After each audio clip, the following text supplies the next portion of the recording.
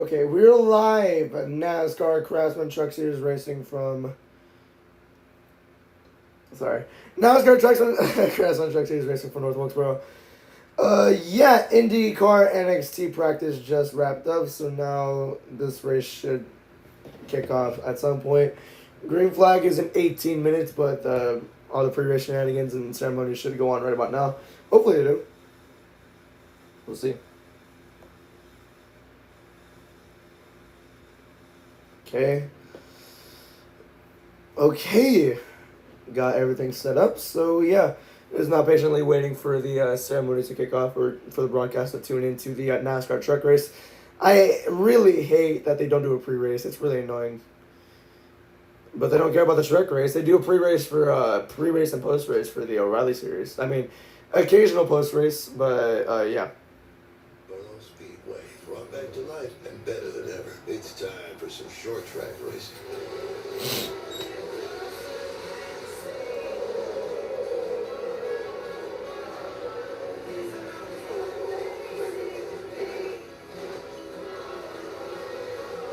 The battle at the cutoff is heating up, and the chances to make the chase are dwindling. It's about to get wild out there.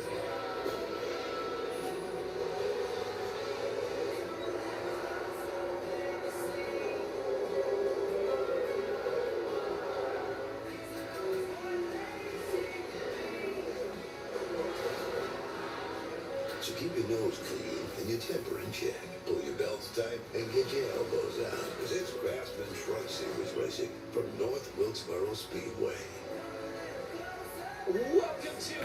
Eric Brain on the call today. So yeah, last week it was.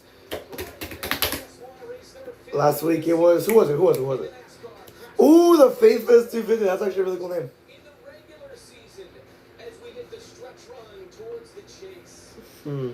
90 degrees in North Wilkesboro. Winds at 5 to 9 miles an hour. It is sunny and the track temp is 118. So I would have to be surprised to see some spinning, especially early in the race because of how slick the track is. Oh, here we have some notable names. We have Chase Elliott starting 6th. His first truck start since 2023 Daytona. So that's pretty insane there. Here's Bell. Christopher Bell starting 3rd place. He was the Bristol truck race winner this year. Yeah, SVG starting 19th. That's his third. It's going to be his 3rd truck start of the entire year. And you have Hocevar, who was starting 2nd. He was this year's truck Texas winner, so that's pretty cool there. You also have Ryan Newman, first truck start since 2008, driving the 25 open seat for Ram, colleague and Ram. So that's pretty cool there. Pretty nice to see there. Eric Brennan, or no, it's Brent Stover. Eric Brennan was last week. There's Brent Stover on the call here today. Oh, they're not the track? Okay, of course they're not. Damn. Dude, it's an hour away. Like, take this. Every week we say it.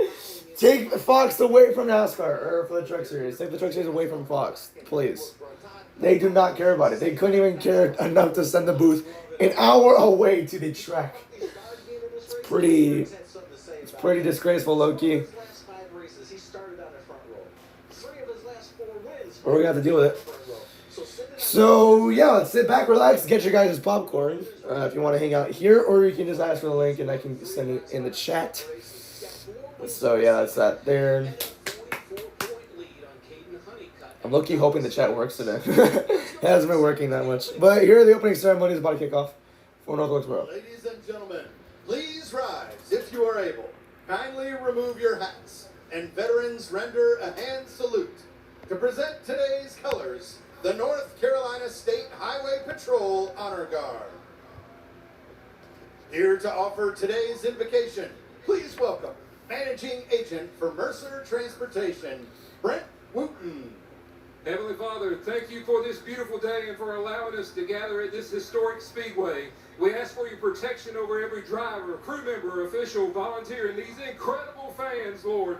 As someone crosses today's finish line in victory, remind us that the life has an eternal finish. Thank you for the cross. Thank you for the blood of Jesus and the ultimate sacrifice that makes salvation possible. May one more soul know you today, because above every trophy and every victory, Jesus is Lord. In his mighty name we pray. Amen and amen. Amen. Here to perform our national anthem, please welcome two-time Grammy Award winner, Jason Crabb. Oh, say, can you see by the dawn's early light what so proudly we hailed at the twilight's last gleaming, whose broad stripes and bright stars through the perilous fight o'er the brown pots we watched were so gallantly streaming, and the rockets' red glare, the bombs bursting in air, gave proof through the night that our flag was still there. Oh, say does that star-spangled banner yet wave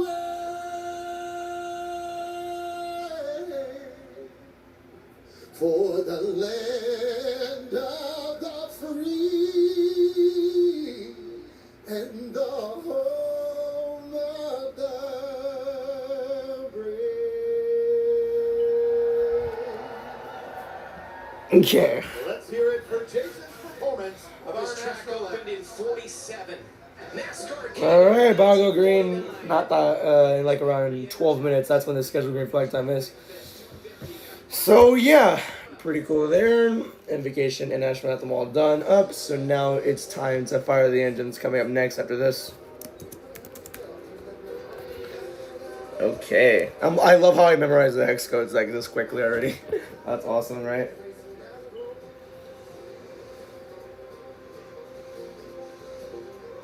North Wilkesboro. All right.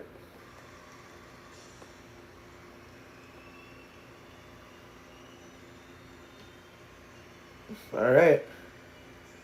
Let's do this.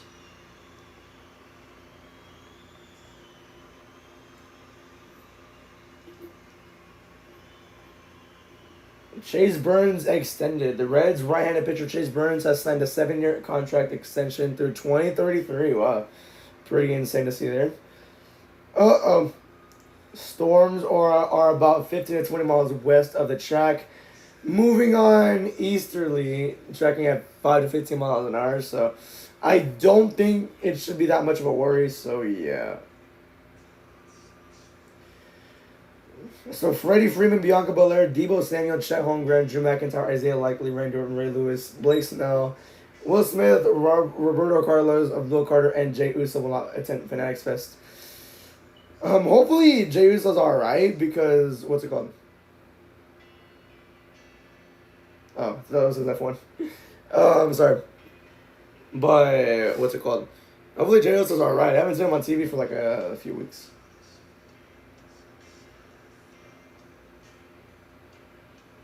I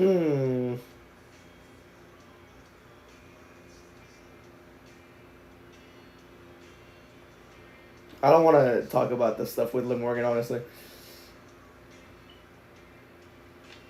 Close up on Carson? Okay, come on. Are we losing recipe? I don't even know. WWE is set to introduce an interim champion for the first time since 2020. And for me, I'm the only one who probably supports it. Well, I don't really support it. It's just like, I'm okay with that because at least Rhea doesn't have to come back and say, oh, well, I want a match because I never lost that title. I hate when everyone says that. I really do. I really do. So, I mean, at least I don't even know. I just don't want to hear that again. At least it gives us a point. At least it gives us the story for that title straight away instead of building to it. At least it gives us that right away. So, yeah. But I like the fact that she has to face the champion to get it back. So, yeah.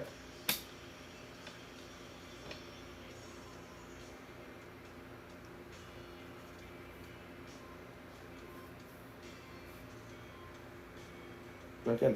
Card is not even terrible. Card is not. No, I don't like it. I don't like it.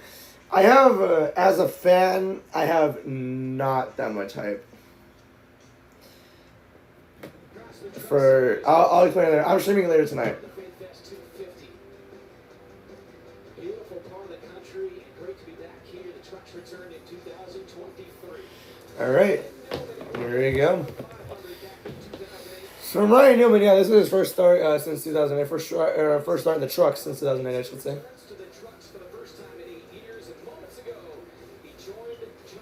Okay, here's a Ryan Newman interview. Former Daytona 500 winner. First time in over 8 years, Ryan Newman back in a truck, in the Ram truck in the All-Star 1 to 25. So first of all, what's it like being back, and why do you want to be a part of this?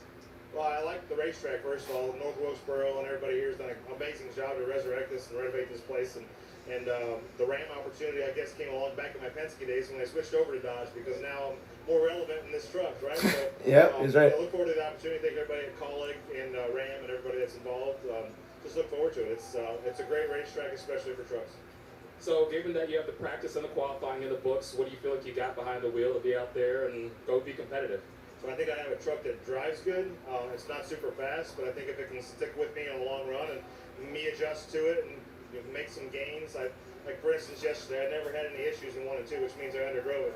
3 and 4 is what I always talked about. So if I can pick up my speed in 1 and 2 and connect 3 and 4, and I think I can be better. I don't know how far we can go forward, but I think we can go forward some. Great to have you back. He rolls off 25th. Good luck today, Ryan. Ryan Newman has 18 career cup wins, 7 O'Reilly wins, and he has 1 career truck win. So what happened today? It's a long shot, but it could be fun. Gonna come from the 25th spot here today.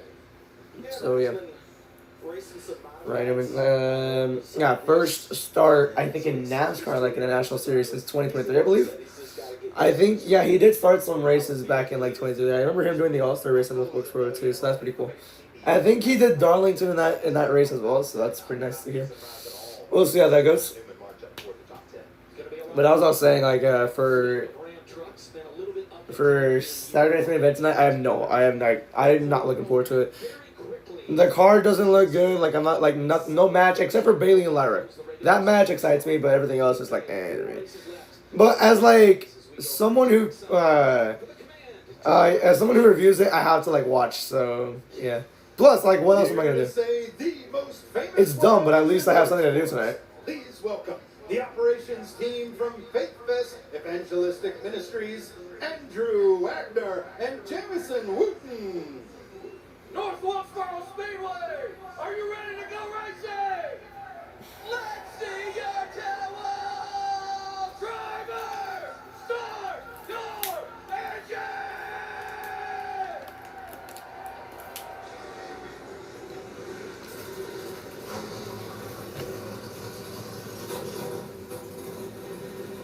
Wow, Brent, I was reaching up trying to start my engine. Engine's fire. Okay, well, I'll chill. Whew. Oh, you know what? Why am I doing this right now? I can wait like at least 5 more minutes. I was like, why am I trying to edit the green flag times on here? But yeah. Like, the only reason why I'm okay with watching the Saturday night's main event is because like I get to watch it with my cousin and like we just have fun on the call. So we don't necessarily have to try or I don't even know how to explain it, but I'm just not looking forward to it.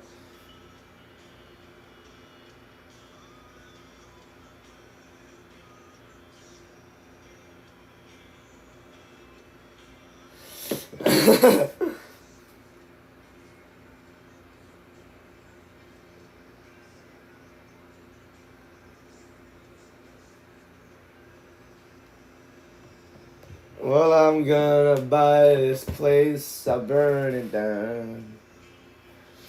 I'll burn it down, oh. Yeah, they're gonna count that match, which I've never really seen.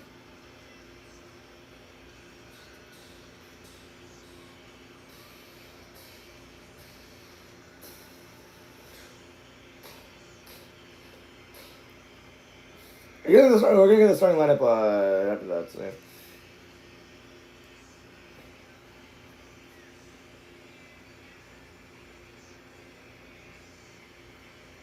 Okay, this is Jimmy. What Jimmy tweeted out. I still absolutely stand by appreciating interim champions in WWE and hope they stay for smaller length injuries. But I will admit, starting with Rhea Ripley definitely doesn't help with some narratives. I agree. Oh yeah, I'm also not sure why Tiffany won one of the matches. Like one of the replies says, "I'm not sure why Tiffany won." Yeah, because she's already a champion. Why? And it's only because the show's in Minneapolis. That's why she won. That's my biggest theory. The only reason why she won that match is because. Yeah, like, she's from Minneapolis. Like, that's a stupid reason. Like, she could have defended her title against somebody in Minneapolis anyways, so. Dumb. Dumb decision. Damn, Gunther called Cody Rhodes WWE's version of Messi, claiming he's had everything handed to him. Alright. It reminds me of when Punk said to Cena, tomorrow night, you're gonna lose to Kendrick because bitch, you're my drink. Sorry for swearing, but that's a quote. This guy said it's cinema of JC Jane Winston night. She lost almost immediately after he tweeted that, so that's really unfortunate. Yeah, they're fumbling JC, not fumbling, but already they're messing up Fatal Influence. Like they had so much crowd reaction when they first stepped into the main roster, and now the momentum has waned out, so it's unfortunate there. But yes, here you go, cars. Trucks are on track now. They're pacing the field. Let's see, but we're going to see the starting lineup. No one's going to the rear today, so that's actually pretty interesting. Well, let's go over the starting lineup for the truck race here. You're going to have Lane Drake starting first, host of our second, Christopher Bell third, Corey Hyde, my pick to win, starting fourth, Jiro Guerrero starting fifth, Chase Elliott, my backup pick, starting sixth, King Honeycutt seventh, Brandon Finger eighth, Chandler Smith ninth, and Sarah Fraser runs out your top 10. Colt Butcher 11th, Nick Lates on the one truck, starting 12th, Justin Haley 13th, Tanner Gray 14th, Jake Garcia 15th, Landon Lewis 16th, Dawson Sutton 17th, Christian Neckes 18th, Shane Van Gisbergen 19th, and Andres Perez runs out your top 20. Daniel Hemrick 21st, Ben Rhodes 22nd, Brandon Queen 23rd, Tyler Eckler 24th, Ryan Newman in the 25 truck this weekend 25th, Chris Wright 26th, Ty Majeski 27th, Mid Tyrell 28th, Luke Baldwin 29th, and running at your top 30 is Tyler Wright. And then 31st is Casey Clane, not Casey Kane, Casey Clane. Donovan Strauss 32nd, Nathan Nicholson 33rd, Corey LaJoy 34th, Clayton Green 35th, and Frankie Minnis running out in the field in 36th. So let's go over notable names here. Notable names here, driving the 62 Hallmark Friesen truck is Bell. Hyman's back in the 5. Chase Elliott's driving the Spire 7 truck. Nick Late's driving the 1 Tricon truck. Pretty cool there. You're going to have SVG driving the 71 Spire truck. Ryan Newman driving the open seat in the 25 Colleague Ram truck. So that's that there.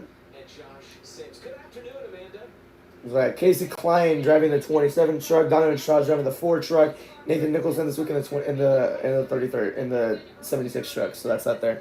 But here is pit reports. So 9 notable drivers here today.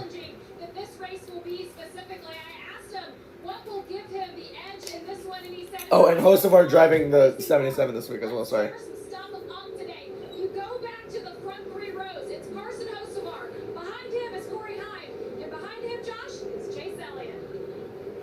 Chase Elliott is back in the truck for the first time in over 3 years, but the 2020 Cup Series champion has plenty of seat time right here in North Wilkesboro. Of course, those 3 All-Star races took part in the doubleheader of the late model races last night as well. As far as his truck, when they unloaded yesterday, way too free, but they went to work, and the team told me by the end of that practice session, they had a truck that could compete for a win. So look for Chase Elliott in his return to the Truck Series to be a major factor as he rolls off in the top 10, guys. All right, Chase Elliott is not my pick. Corey Hyman is my main pick to win, but if I had to choose an alternate, it would be Chase Elliott. I think Chase Elliott could compete today. I think it actually could come down between Hyman and Elliott, so we'll see how that goes there.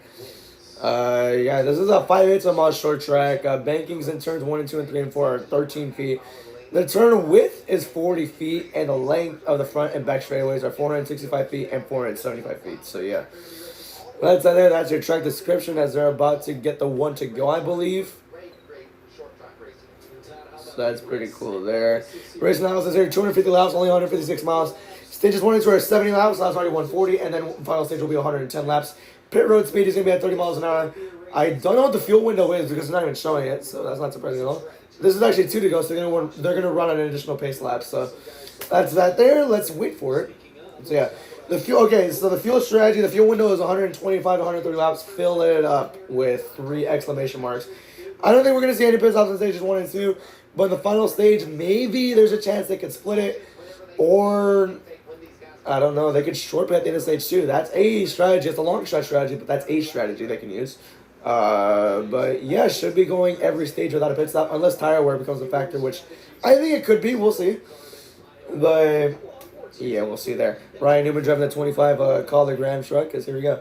Saturdays are terrible. Like last Saturday, man, I had to do or I chose because I have a choice. But I recommend myself because I want to do commentary one day. I did the Atlanta race, or Lime Rock race, and I did the Atlanta race. And both those races were way too long. The truck race only scheduled to go 2.5 hours. Same thing with the, not even 2.5 hours, 2 hours. And the O'Reilly series is scheduled to go only 2.5 hours. The O'Reilly race went almost 4. Well, actually, no, exactly 4. And the truck race went 3, almost 3.5. So, yeah, that was frustrating to do. So that's what, like 8 hours almost I had to cover on Saturday, which I lost my voice. And then there's the additional 7 hours the next day with the cup race and the rain delay, plus the excitement of Atlanta. I lost my voice in the morning. So yeah. There's a clip on my YouTube, my clips channel on YouTube. There's clips of me like just dying at the end of the cup race on Monday morning. So yeah.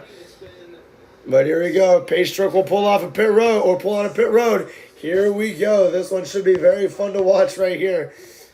We've seen some fun racing at North Wilkesboro, especially for the truck series, because the Cup car, it's not the greatest here. But that's not the focus for today's race. Pace truck pulls off pit road. It's going to be Lane Riggs and Carson Hocevar. The front row. They're going to lead us down to the green flag. Flagman waves it. Green flag's in there. We're racing at North Wilkesboro. And a hot, hot day. Let's go on it. Lane Hocevar already washes up in front of that 77, in front of that 34. Immediately took advantage of using that low line and kind of dive bombed it into turn 2. Took the lead down the back straightaway. And it looks like he's going to try to rip top right here. But here comes the 34 of Lane Riggs. He's going to lead the first lap by crossing him over. Good start. A little bit dicey throughout the field, but now here comes Corey Heim as Lane Riggs washes up and makes it 3 wide between him and Hocevar. Here comes Corey Heim on the bottom of the 5 truck. Oh boy, I don't know who's going to take it there. Heim hits the apron a little bit, almost up into the 34 truck. Here comes Hocevar, though. He's going to lead that lap and he's going to clear for the lead. Bell down to 4th right now. Lost 1 spot. That was to Heim. Heim started, I think, 5th. Not too sure about that. Yeah, no, he did start. No, he started 4th. Regaro started 5th. There's that there. There we go, lap 4. A little bit dicey throughout the field. A little bit. I mean, it's a very slick track and it's a very hot day, so I understand why it would be. I'm a little bit surprised that this was a July race, low key. What happened last year? Dover was in this spot last year, actually. Yeah, I remember. Because exactly a year ago last year, me and Nick Little went to SmackDown in San Antonio. That weekend was Dover. So, yeah, the O'Reilly race on Saturday, the Cup race on Sunday. So, yeah. I think, yeah, this weekend swapped with North Wilkesboro. Now Dover was the All-Star race this year, and now North Wilkesboro is a points race. Which, I don't hate, but I'd rather... Nah, you know what? I don't even know. But, yeah, I just noticed that they swapped dates exactly with each other. That's pretty cool there. Here's Honeycutt. Chase position. He's in second. He already clinched a chase spot, but he wants to give the regular season title. He has 1 win and 9 top 10s. We'll see what he can do here, but he has to really catch Riggs. Riggs is battling for the lead with Hocevar right now, as they're still side by side as they cross the lap 7. Hocevar took the lead for a few laps, but then Riggs was able to gain his position back.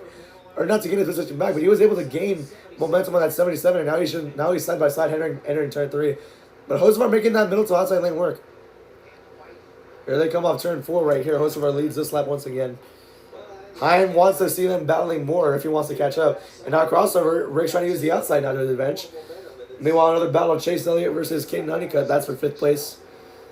Right there, Honeycutt would want any point he can get. He wants to really catch that 34 truck. I don't know what the point gap is. I'll check it in a little bit, but I think there's still a chance that the 11 truck can take that regular season championship. I think the reason why he hasn't, or he lost that points lead, is because I think there was a few races where he's had mechanical issues or flat out wrecked. I think there's been 2 or 3. And that's what's cost him the lead. But he's still second. He still is in the chase. But he would love to get that 25-point gap on 2nd place. So yeah, that's the big bonus of winning the regular season championship. That's pretty cool there. Already won the regular season championship in the O'Reilly series, so that's pretty insane there. Hocevar still ahead of Lane Riggs. Riggs trying to use the bottom lane, but Hocevar making the top lane work here at Wilkesboro. What a spectacle it's become. Beautiful weekend for NASCAR North Wilkesboro. I don't know who Casey Klein is, but I don't even know. I did not even know he was on the entry list. Like, this is the first time. I hope they do a report on this guy at some point because I've never heard of this guy's name before a few minutes ago. Legitimately, I've never heard that guy's name in my life. Yeah. Honeycook ended up getting fifth, and now Chandler Smith and Chase Elliott are side by side for the 6th place spot, 2.8 seconds back. This season, Chandler Smith, third in the chase. He has 1 win and 6 top 5s. He won at Daytona in a really cool 4-wide finish. So, yeah, first race of the year was pretty fun, honestly. Daytona was really forgotten this year because nothing insane happened, but it was a really good race in my opinion. So, yeah, Chandler Smith got that win. It was a very fun finish as well. So, yeah, it was like the first finish in a while where they just didn't have anyone crashing out of the race like crazy. So, yeah. Caution! But 4 goes around, and that's Donovan Strauss making his Truck Series debut here this afternoon. Donovan Strauss. On lap number 14. Well, I said this earlier, or I said this like a few minutes ago, or no, before the green flag dropped. I said there's going to be some spins in the first stage, and I understand why. It's a slick track. Some guys have not even made a start here, and here's one of them, Donovan Strauss. From Mooresville, North Carolina. Running for Nice, Mike Shipley, his crew chief here today. Oh, that has a look of maybe a gentle nudge. It's like maybe a little helpful Corey LaJoy. Pretty normal spin. I would not pick here really, unless I'm really tired or if I badly need adjustments. Oh, it looks like LaJoy turned. It's still hard to say, but Is there another camera angle, please? Strauss I guess not. caution here in North Wilkesboro. Yes, not a camera angle for that one. Not really too surprised, really. There's like that's the only one I saw.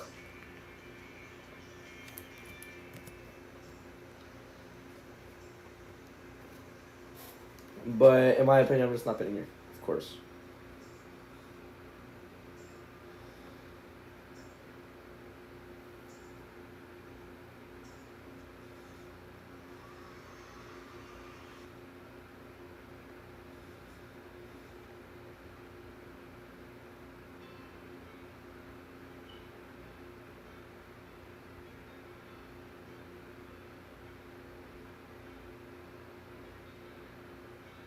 Final full card for Saturday's main event. Yeah.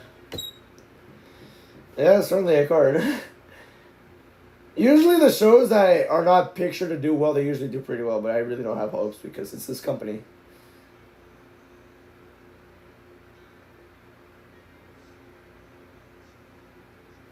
Okay.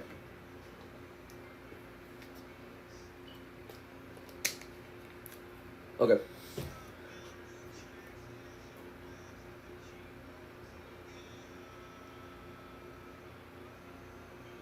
Carson knows for the okay, never mind. He led lap 1 by a nose, yeah.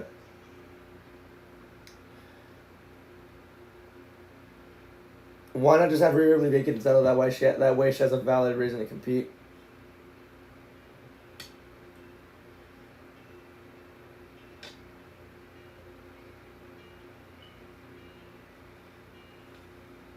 What a weird thing to say. I'm gonna block this guy. Okay. Yeah. He's one of those people. Yeah.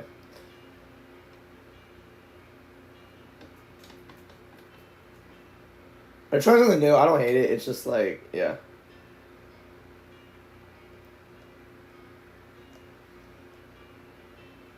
Okay. Nope. What is the greatest threat Oklahoma Sooners football history? I have no idea. I see why Shawn Michaels gets pissed off when an NXT superstar he's still booking gets called up. Yeah, because they end up sucking. Or not sucking, but they end up getting booked terribly. Julia vs. Kiana James was taped. In main event, dude, that's a story match right there. Why? That's dumb.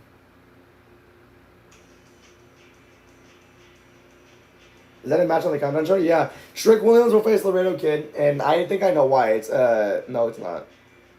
Oh, my friend Ashley. They're not my friend anymore, but Yeah, we had our issues. That's all I'll say. But it's her birthday tomorrow, and her dad's a Laredo kid, so yeah, pretty insane, right? Pretty insane lore drop, I would say. But yeah, it's her birthday tomorrow, so I guess that's why he just wants to wrestle to get on the card to get a big pseudo PLE. I guess that's awesome. I guess awesome, right? Yeah. Last year's North Wilkesboro race, yeah, Lane Riggs kind of dumped Corey Haim to get the win, and Corey Haim had a discussion with him on pit road after the race. It was a quick discussion, too. Haim was like, hey, I don't even know what he said, but he just went up to him, scolded him a little bit, and then that was it.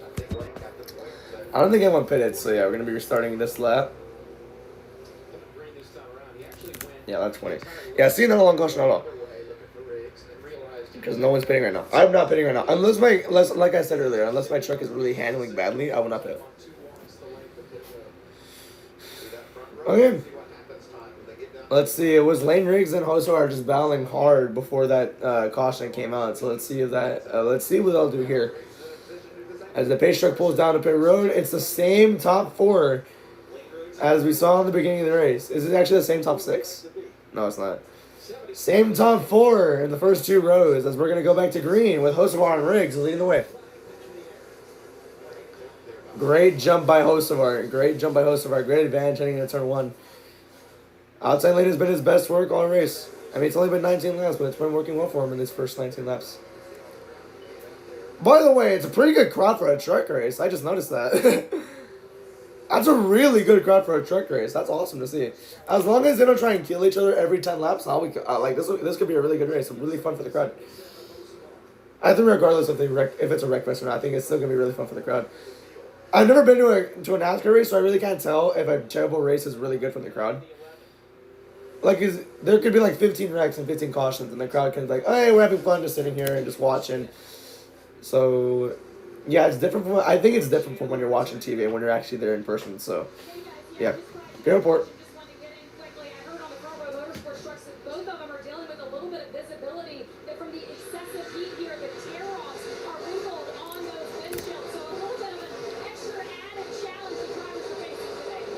Oh, visibility issues. You wouldn't think if we're racing up north that would be valid, but way down in North Carolina.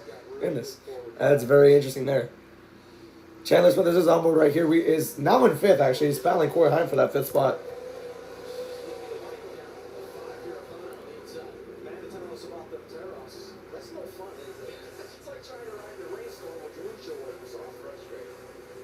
I don't think that's entirely true.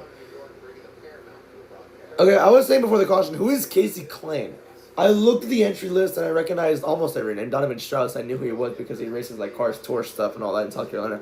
But Casey Klein, I'm hoping they do a report on him at some point in the race so they can tell us who he is. Because I just have I don't know who he is. I'm sorry to say, but I've never seen him in the trucks before. Well, let's see if he can impress me or if he can keep his truck clean today. We'll see. I'm 26 now. I think Nicholson just came down pit road. They're showing him on pit road right now.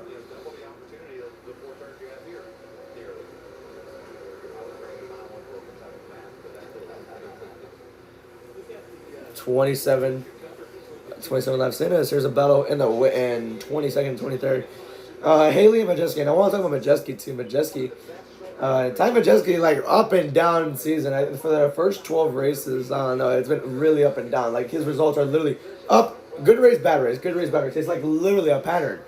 So I didn't even know what his last race was, but hey. 4 of his 6 wins come on short tracks as well. So he's a really good short track menace, especially on Bristol. He's pretty good at Bristol too. But yeah, let's see what we can do at a Richmond-like short track. Actually, no, this track is better than Richmond, and plus this track is shorter than Richmond too. But similar short track types he's also pretty good at as well. And we're going to short tracks in the next 2 races, I believe, in the truck season. This race, New Hampshire, and Richmond, I believe. There's a report. That's right there. Normal crew chief Joe Shear Jr. is out sick. So, like you mentioned, J-Rod Prince, who's a longtime crew chief, is stepping in, as well as the mechanic Marshall Hill to make the calls atop the pit box. But I talked to Ty this morning, and he felt like in practice yesterday, they were okay, but because of what happened last week at Lime Rock, where they had the DNF, it set them up poorly for qualifying, and the problems just compounded. pounding themselves. So he knew he was going to start deep in the field. He said, we're going to have to do something different early on in this race in terms of strategy to get that track position back. He doesn't think the truck is all that bad, but he knows how hard it is to pass here. And right now, he really hasn't been able to make any moves on that 88 truck, guys. You know what? I love what you said. So he had a DNF, so I would anticipate he could get a top 10. I think he could get a top 10 today because, like I said, like I said a few laps ago, short tracks are kind of his wheelhouse. 4 of his 6 wins come on short tracks as well. So yeah. Meanwhile, we have Honeycutt passing Chase Elliott back again for 6th place. So we already saw that like before the caution came out. Meanwhile, Ohio is trying to clear Chandler Smith. That's the 4th right there. The top 3 have kind of pulled away. Hocevar, Riggs is still together. Bell just a few tenths behind them. And they're 3 seconds ahead of 4th place Corey Heim right now. So, yeah. Chandler Smith trying to use that bottom lane. I think their trucks are kind of the same, really. Oh, no. Heim actually cleared him. Smith going to try and dive in the bottom lane. That bottom lane is working pretty nicely for Chandler Smith. Meanwhile, for the lead, Riggs almost got him. They just got by a truck. That's not even on the lead lap, is it? Yeah, that's Nathan Nicholson. He just came down pit road. I wonder what he had to do, but they won't mention it. I mean, it's a back marker. They never really do mention it in the other broadcast either, so not really surprising, but I wonder why he came down pit road. It's not surprising, though. No, he takes it just below the top left groove there as he paddles against Carson. Well, from the driver's input, NASCAR gave these trucks a little... Okay, I'm noticing a little bit of a pattern with Hocevar. Like, he has a very high entry, but a very nice takeoff. This is why, because you can see... Like, he has a really wide entry in turn 1 and turn 3, and then he has a really good exit in turn 2 and turn 4. That's what's helping him a lot. And then Lane Riggs just kind of diving it in the bottom lane. But now he's trying to mirror drive. Not trying to mirror drive, he's trying to mimic his lane. He's trying to browse different lanes to use to try and get by Hocevar. Hocevar's led every lap so far, so yeah. Lane Riggs, though, is trying to challenge. Like, he's not letting go. They already pulled away. They're already a second ahead of Christopher Bell in 3rd, so we'll see how this goes. Not as hard on the tires, not losing as much brake, keep rolling better, get more momentum. Lap 38 now. Was the winner at Texas earlier this season, 2nd in Atlanta, was 3rd at Michigan. Let's see how long it takes for the lane to move up and try what Carson's doing. Or at least, like you said, maybe move Oh, almost had him there. He's trying to get to his left rear quarter panel, and he almost got it that time around. Interval behind the leader has not really, in the last 3 laps, has not really increased at all. So that's good on Lane Riggs, keeping it consistent with the 77, trying to make him use up his stuff right now, early on in the stage, or almost halfway through the stage. Actually, more than halfway through the stage. Sorry. Honeycutt trying to hold off Elliott. That's for 6th place right there, 4.6 seconds behind the leader. As we're now 4 decades in this race. looking for the pass. That's the battle for 6th.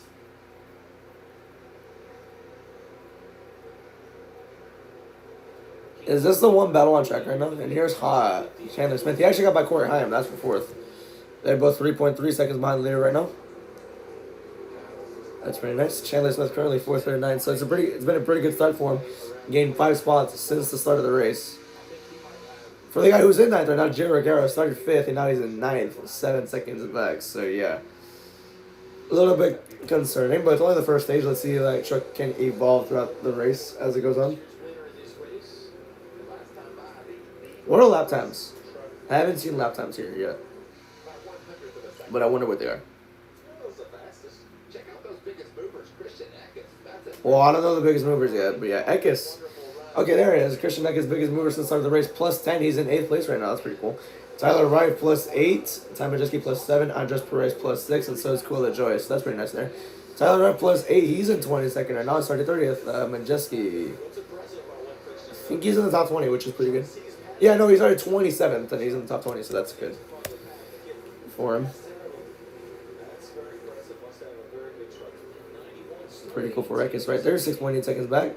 He's been quiet this season, but he's been consistent, getting good finishes and all that. He's in the top 10 in the points, and he has a really good chance of making the postseason for the chase. So yeah, Luke Baldwin and Clayton Green have been lapped, so lap traffic are going to start to become a factor here, maybe. Yeah, kind of. It's showing the gap up. 4th place was 3 seconds back, and now it's 2.5. Watch them go to full screen. Watch them do that. It's always Fox always does this.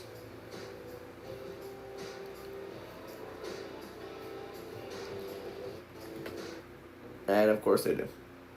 They literally said at the start of the year they would not go. Full screen commercial unless they're under caution. Of course they do it right now.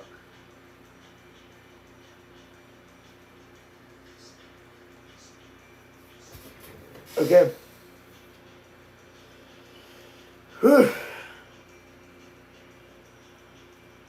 Rotating superstar over Lake Ontario, Western Lake Ontario. So tornado about to happen there. That's crazy. Fires and now tornado.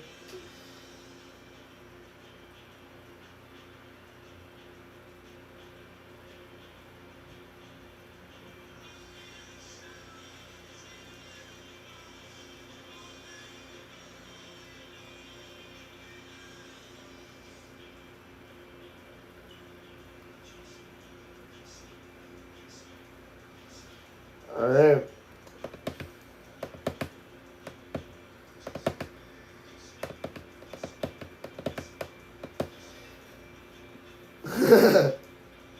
Oh my gosh. We're just 2 weeks away from SummerSlam, and there's literally 0 hype for the show. Only 2 out of the 14 expected matches have a decent build. Oba Femi versus Brock Lesnar, and then Roman Reigns and Seth Rollins. That's it. The 2 only good and compelling matches on the show. We're getting a Coldplay performance tomorrow after that being silent for almost, 9 months. So, yeah. I'm okay with it. Roman Reigns and Jalen Brunson at Fanatics Fest ahead of Saturday's event tonight. Yeah, I don't know what they're going to try and do with that segment. Yikes.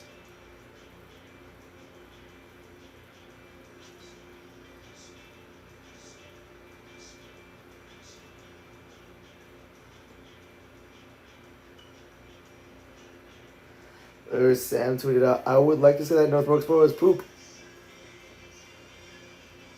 The rage rate has fallen off. I don't know why he's saying that. I don't know. I think it's good.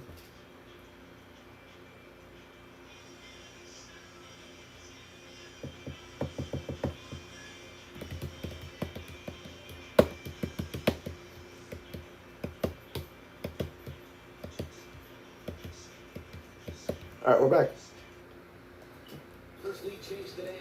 First lead. Yeah, and of course we're on full screen commercial. Thank you, Fox. Thank you so much for not letting us see anything. Thank you for lying to us. Okay, anyways. Yeah, it's just generally frustrating. They said they would only have side-by-side commercials during Green Flag Racing. And of course, they couldn't keep that promise either. So, yeah. Please replace Fox in the in broadcasting rights, please. Alright, anyways, now we're done complaining. I'm done complaining. Lane Briggs, new leader after 56 laps. Let's go through the field as we got the commercial break. Hocevar leading by 4 tenths over Hocevar. You got Enfinger in 10, 9.1 seconds back. Landon Lewis in 20th, 14.4 seconds back. Corla George, the last truck on the lap in 28th, 19 seconds back. Our last truck a lap down is in 35th. I don't know who it is, but... Oh, yeah, no, it's playing green in 35th. And then you have Nathan Nicholson in 36th. He is 2 laps down. But every truck is still racing, and there's 28 on the lap. So that's pretty good to see. LaJoy is next. Free pass position is Chris Wright. Yeah. Yeah. Lap 58 now. Not that long until the stage end. We have a 13 to go until the stage finishes here. The 6th gap between Hocevar and Lane Riggs, as Lane Riggs is about to get his number on Corey LaJoy in 28th. Yeah, I think Lane Riggs is just faster. Yeah, here it is. Last lap speed for Hocevar, 113.3 miles an hour. Well, meanwhile, Lane Riggs is a whole mile an hour faster there.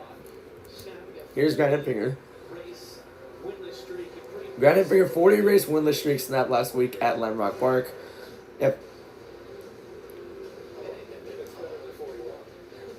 Yeah. 40-race winless streak. His last... I don't even know when his last one was, but yeah. How was that there? He won last week at Lamrock Park after all that. And, what's it called? Yeah, his best finish prior to that in a road course was, I think, 5th at COTA, all the way back in 2021. And he had a 47-point swing in just one race. He moved from 11th to 9th in the chase standings after his Lamrock win. So that's pretty commendable. And now he's in position to get a stage point here in Wilkesboro, which is still points. Like, points are points. One is better than none, is what I always tell myself. So yeah. Now 27 trucks on lead lap as they just left, as they have just lapped the 10 of Corla Joy. So Casey Klein, or Klein, I don't know how I say that, but Casey Klein.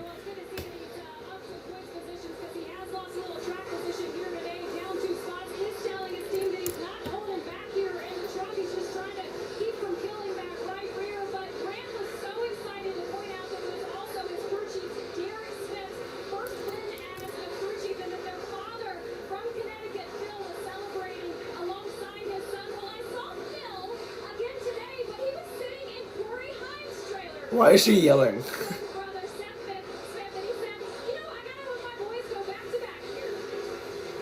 Good energy for M. Finger, trying to keep spirits up, even though that right rear might be a little bit concerning. We'll see there. Why was Amanda yelling throughout that entire interview? I think it was because of everyone was going around her. So yeah. So now Casey Klein just got lapped. So now the next person to get lapped is Brendan Queen at 26. So that's an update there. And there he goes. He has just gotten lapped by Lane Riggs. The lap traffic is not holding him up by any means. So yeah. Next up, Justin Haley in 25th. Just ahead of him and Justin Haley as Lane Riggs continues to build that lead. I'm about to come to 5 laps to go in the stage here. That just tells you how tough passing is. Imagine they did not have stage breaks. They would have gone to commercial right here. We would not have seen who would have won stage 1, but it would still stay green. So that's pretty funny to think about. Like, I hope this season they address that, because I think this is the season where you're seeing the most complaints about stage breaks.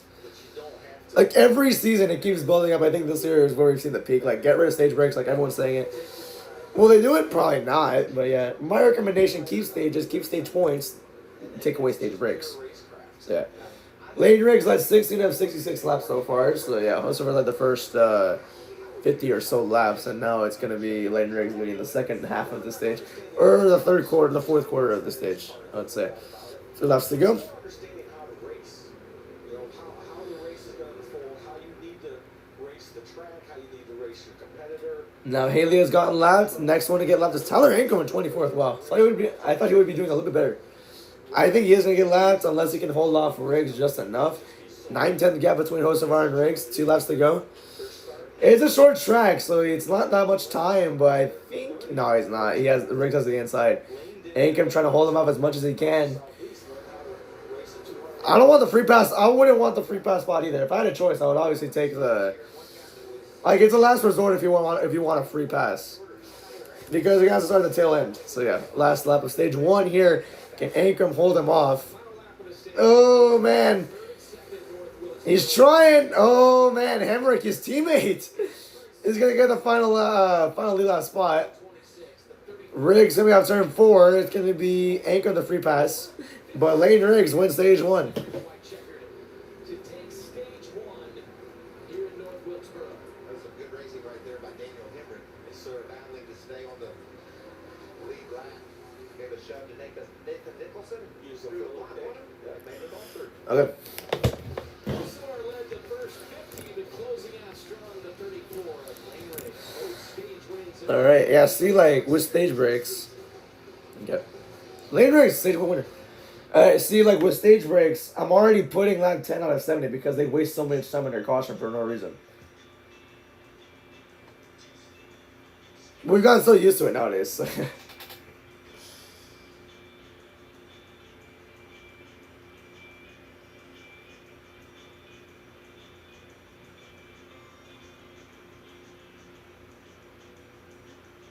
The Undisputed Championship match at SummerSlam 2026 could potentially turn into a Fatal 4-Way matchup tonight. I don't want that, dude. I really don't. Yeah, I don't think any sport is rigged. Yes, there's favoritism for sure. There's favorites and all that. But I don't think that it's rigged.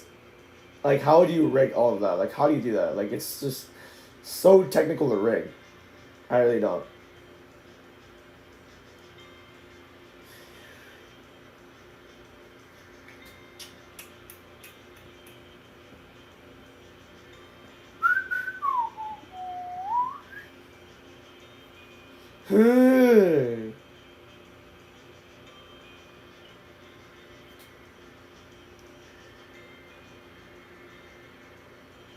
All right, putting the potential best matches on the pre-show. Yeah, they put Laredo Kid versus Strick Williams on the pre-show, which I'm okay with. I mean, I'm not okay with that good of a match being on the pre-show, but I would love to see more pre-show matches. So yeah, that's awesome right there. I would love to see that more often. Some matches on the pre-show to kick off the hype in the crowd. It's needed nowadays.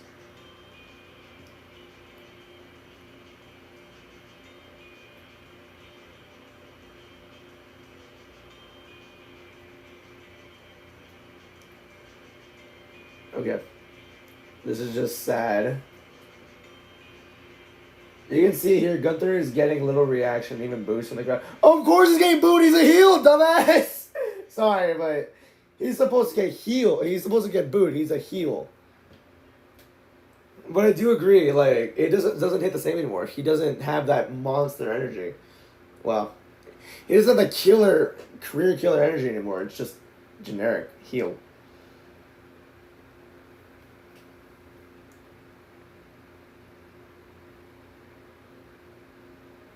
Okay.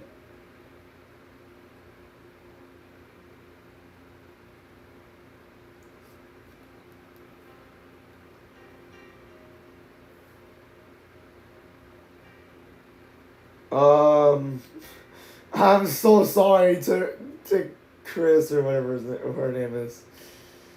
Yeah, because James is no longer going to Fanatics West. It's been awesome. IndyCar Nashville after that. Set it up beautifully. We're in the Craftsman Truck Series, race 15. And truck's going to come down. Okay, pit road open now. There we go. With zero carbon Pit stops underway. See, already 5 laps gone under caution. We're cooked. You saw Christopher Bell right there behind Chandler Smith. He's going to pull in. The team told him to stop a little short and to angle out to help on exit. That truck is loose. Say he wants to commit to throttle. And then for Carson Hocevar, a crazy stage 1. He radioed to the team that his foot is burning. They're going to throw him booties inside of that truck. He's going to put them on during the pace laps. Josh? Well, for Chase Elliott, he said the nose is tight, the back end is unstable. Let that truck did come to him on the long run. As far as the stage 1 winner, gaining rigs, said those brakes were getting hot towards the end of that stage. He's struggling on entry. Air pressure track car adjustments also said it's very hot in this truck, guys. Yeah, that's not good. Especially with the heat that's been going on. You see, before the fires and before the floods in Texas, there was heat, a big dome of high pressure. In weather terms, that's a lot of heat, a lot of dryness. So, yeah. That's a lot of heat. That's a lot of dry. So, yeah. When that happened, it's a big heat wave. In North Carolina, it's still kind of going. I mean, a lot of places it's still going on. It is over 90 degrees in North Wilkesboro at the moment. It's 1:22 p.m. and it's going to get hotter as the day goes on. So, yeah. If you're already really hot in your truck and your cool suit's not working, I would recommend. Or I don't know. I just pray for you.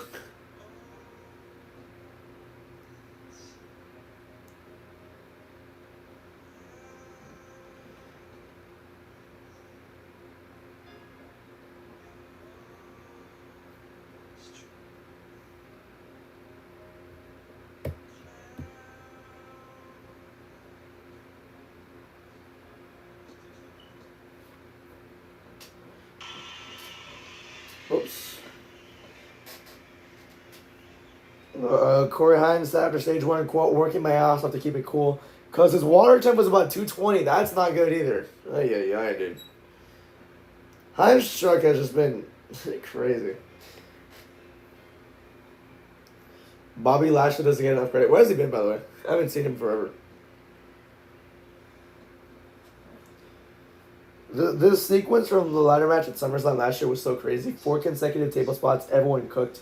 I agree, dude. The tag division used to be so good. It was awesome, man. And now it sucks.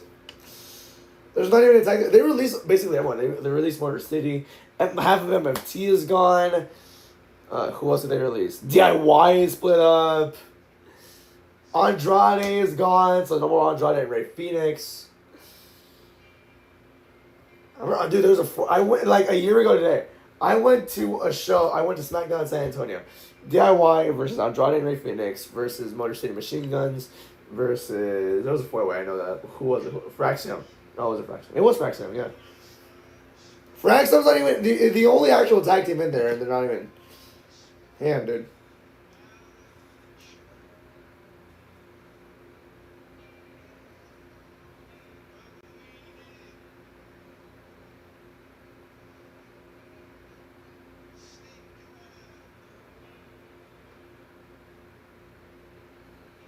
Buffalo Wild Wings is mid. I used to want it, but now I don't care. I haven't even tried. I haven't had it in so long.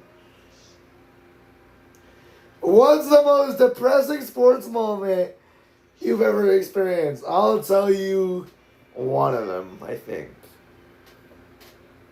Okay, for motorsports, the 2025 NASCAR Cup Series Championship. Oh my gosh, dude. I was so upset. I was, like, I'm at my grandma's house, right? And she lives in Mexico, so yeah, the next day I had work. So I had to come home after the race. As soon, like, my mom was taking me as well. So, as soon as that caution with 3 to go came out, I was on FaceTime with my mom and dad. My mom was already going to come get me after the race was done. So, I was on FaceTime with him, and I'm like, Mom, Dad, Denny's about to win the championship. Let's do this. Let's watch it together. I'm on call with Dad. My brother's in the room. My grandma's in the room. My grandpa, who's the biggest, who got me in NASCAR, he's in the room. My cousin is in there as well, and we're all just watching. Caution comes out with 3 to go, forces overtime, and I'm like, oh my gosh. And then as soon as our caution came out, I just felt my heart break. You can feel my heart just breaking in my body. And Larson wins the championship, doesn't even win an entire race. So, yeah, didn't win in the entirety of the playoffs, and now, yeah, he won that race. So, yeah, after that, I just wouldn't speak to anybody. I wasn't crying because I don't know why people cry when their favorite loses. I was just distraught, like, really? Really? This stupid ass format gave it to Larson? But I wasn't mad like 5 hours after that, okay? But I was mad at first because I didn't know Larson would have been the champion anyways if it was run under a regular format. So, yeah, but I didn't know at the time, so I'm like, oh, okay. I was just so distraught. Like, I just wouldn't speak to anyone. As soon as my mom got there, she got down so she could, like, talk to my grandma and all that. I got in the car, sat there for 30 minutes. It was hot outside as well, so I was just burning in that car. And I'm just there. And then I wanted to go, and then we were going to go home.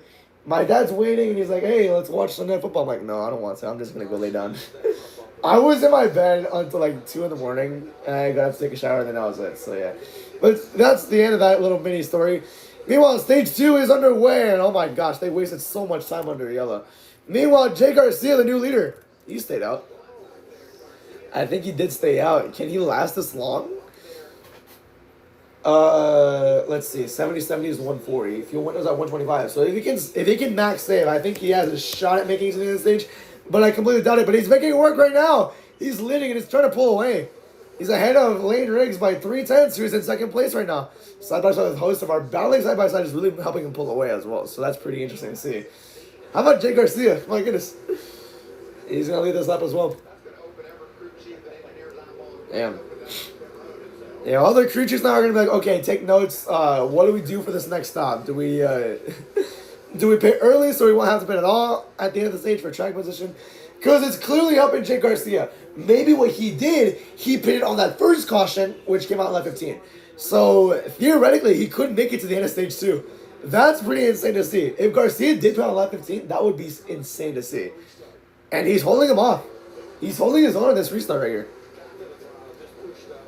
And if yellows come out, he has a shot of making it to the... He has more and more of a chance to make it to the end of the stage without pitting. So that's pretty interesting to know. So maybe for this strategy, you can pit at the middle of the stage. Okay, let's see. In 40 laps... And around 40 laps, let's say around lap 56, maybe to lap 60, you can pit, and then you can make it to the end of the race. Whoa, Tanner Gray got really loose off 4. Almost right to 71 of SVG. Meanwhile, Riggs and Hosevar are still battling for second. Still side by side. Garcia's pulling away. He is almost a second ahead. He would, I think, for Garcia, he preferably wants them to battle side by side for the next, 10 laps so he can catch lap traffic. But Hosevar already cleared Lane Riggs, so Hosevar can now just go chase him. But we'll see how long Lane Riggs can hold his lead. He's doing pretty well on it, I would say. Goodness.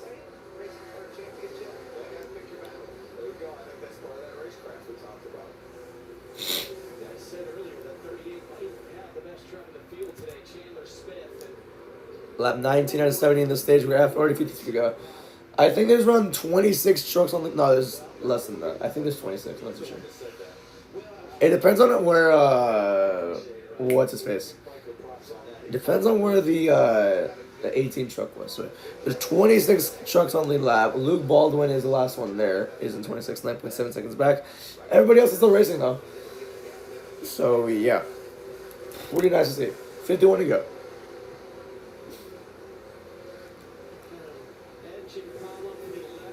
Uh-oh, Honeycutt has it. Oh, no! That's really bad for him as well because, damn, okay, he's back already in 23rd. Oh, no. Keep you posted on your gauges here. Going down. It's taking forever. Yeah, say, I don't know if we have a problem or not, but we're going to have to write it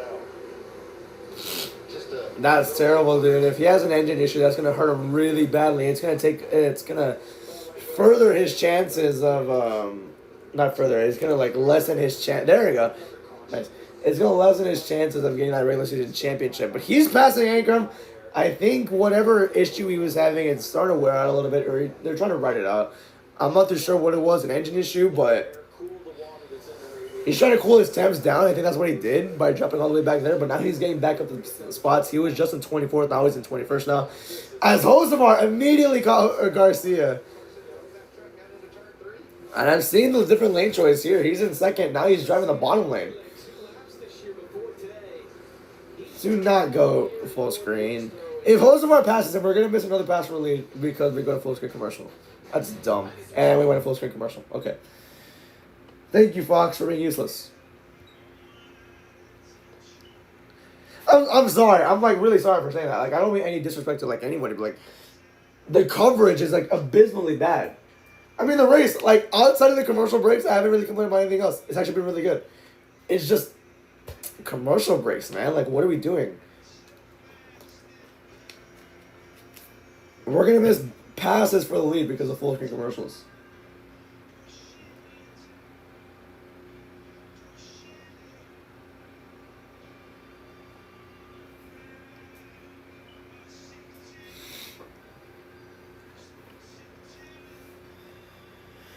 Alright, Triple H claims that a Saturday's main event at Madison Square Garden tonight will be special. I mean, of course he can. Of course he would. Everyone just says... Everyone just takes it so seriously, like, oh, a special night, so that means something has to happen. No, he's a promoter. He wants you to tune in. He wants you to get hyped. I learned this way back at WrestlePalooza. I never thought, okay, from the start, I never thought WrestlePalooza was going to be anything good. And Triple H is like, oh, wow, watch this happen. Like, a bunch of crazy stuff is going to happen. Yeah, he said that so more people can tune in and buy the product or buy the ESPN subscription. He said that to get ticket sales moving. Like, he's a promoter. He's supposed to do that. So, I don't know. People just take it way too seriously. So, yeah. Bailey versus Lara Valkyria tonight. Athletics lost 23-4 last night. I just made a video on Thursday, I believe. And I said, which team is overdoing or overachieving and underachieving? And I said Athletics. At the start of the season, they were overdoing my expectations, but then that ugly losing streak they've had in the past month, it's been...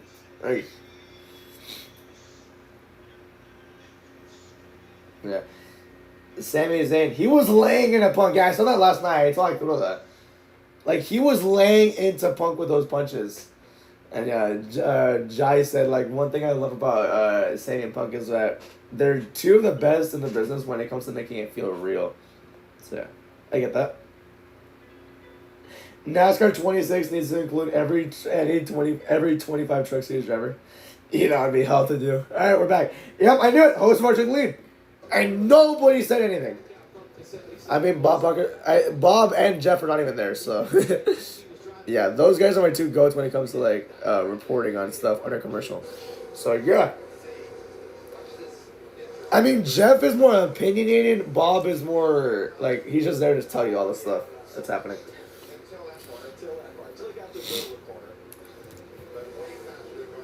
So yeah, we're having Jay Garcia now. He is now down to 4th place. But still, if he maintains his position, he could have if he maintains his position, he can have a good points outing at the end of the stage.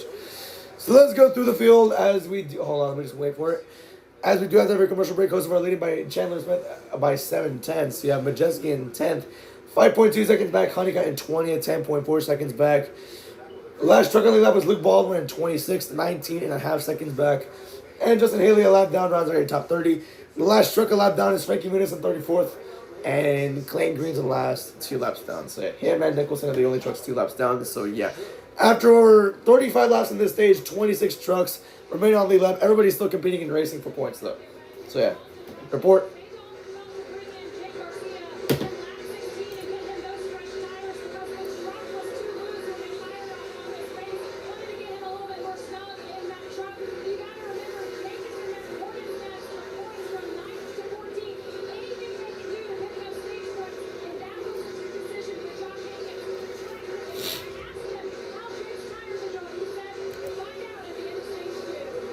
So they're gonna, I assume with that statement, they're gonna keep the 98 out there. And if you didn't hear that, I didn't really hear much of it either. But the parts I was able to understand were, they're in that hornet's nest between 9th and 14th in the standings. A bad finish could mean knocked out. A good finish can mean more points and more of a cushion between him and the cut line. So I would assume they're gonna keep him out on the track so he can try and maximize his stage points here. He's in 3rd place right now, trying to hold off lane race for that spot. So, meanwhile, here's Ruggiero and Majeski. Majeski, good at short tracks, up to 10th now. So slowly but surely crawled his way all the way up to the top 10, and now he's in position to get 1 stage point. But like I said earlier in this race, 1 is better than none. Garcia and Riggs trading 3rd place. That's the only battle that's really going on. So yeah. Dodgers versus Yankees tonight at 7 p.m. Central Time, baseball night in America. So yeah, that should be a fun game for any baseball fans. So yeah, but tonight I'm going to be doing Saturday night's main event for WWE. So yeah. When I do baseball, I do Thursday night baseball. So yeah. My Thursday night baseball, so yeah. Because it's like physically impossible for me to do the postseason because I have either work or school. So yeah, this is my senior year though, so yeah, if I want, I can take a gap year and I can stream all I want, but I don't want to do that. I don't want to overwhelm myself like that. I want to go to college. I really do. I really think that could be really fun. I don't know. Christian Eckers report. Up to 6th.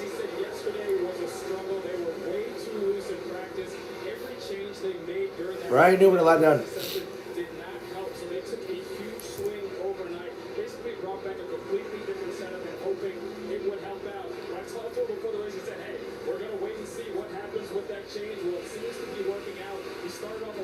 Start the race, they swung tight, but that truck has really come to a much better today than they were as he's up to the 6th position, guys. 25 of Newman just got laps, and now 24 trucks on the lap as of now. Nicholson and Clayton Green have been lapped the 3rd time. Christian Eckers. Yep. Currently in 6th right now. That's the highest he's been on a race. So yeah. Ankrum back in the catbird seat at 24th. Last truck on the lap is 15 seconds back, so kind of a gap between him and Hocevar at the moment. Hocevar, he has a few laps to try and get himself into like the top 20 or everything.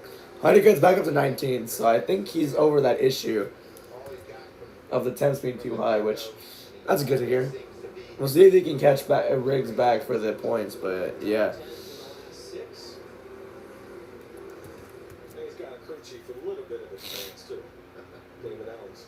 They're gonna let. Okay, never mind. I was about to say they're gonna let the 22 and the 76 again for a 4th time, but no, this is Jake Garcia and Chase Elliott.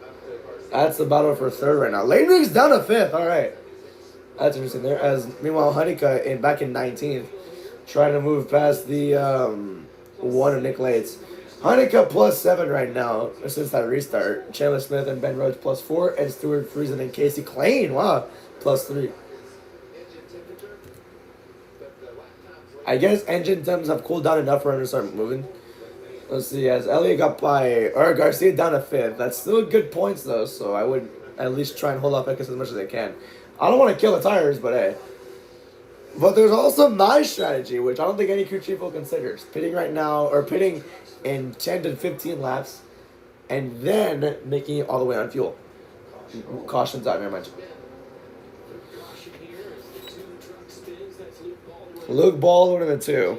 Well, still, you can apply my strategy if you wanted to. Was a letdown, as was Ryan Newman, and I think Newman will get the free pass with 25th. Newman free pass, and once again, Tyler Ankrum free. Our third caution on lap number 120 here in the heart of stage 2 in North Wilkesboro.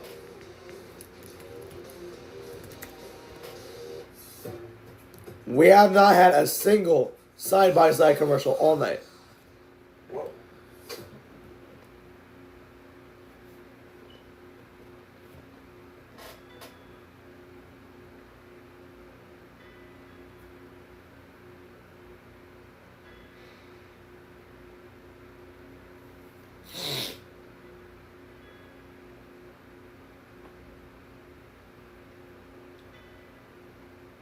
Okay. Jacob Gonzalez's first Pirates home run is a 428-foot blast.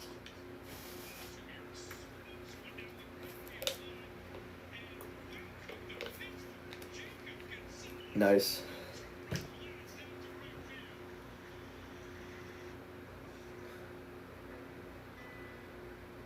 Jared Jones has 5 strikeouts in the second inning. Nice.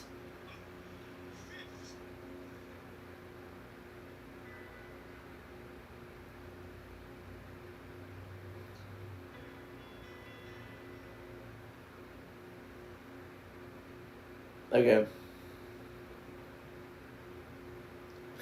When it's 2030 and the Bullen story is still going on.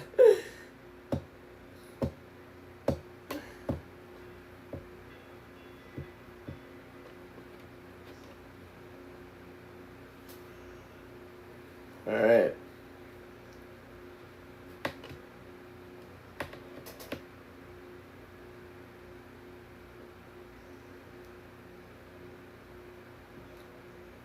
Okay.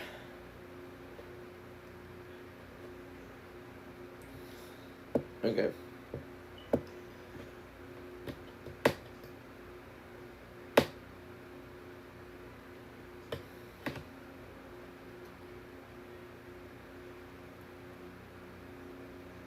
I'm still thoroughly impressed at the longevity and continued work rate of the War Raiders in WWE. They've been consistent their entire career, I believe. So yeah. Finn Balor in 2026 is 5-4. He might be back. Hell yeah. Okay, he beat Dom, the Tongans. I think JD once as well. I think JD twice, maybe. Yeah. I'm gonna say JD twice. So yeah. And then the 4 losses, 2 of them to Punk. This is not counting house shows, so. He lost to Punk twice. I think he lost to JD once.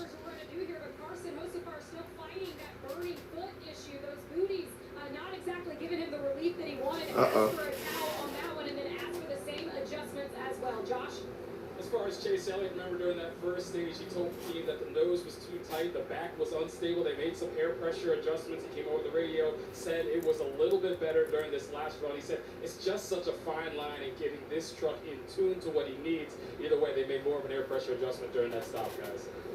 Varying strategy as we expected here. Thank you, Josh. Yes, the stage flipping and pitting when others don't, all that's in full play. Yep, pitting right now. Howard really fit right now.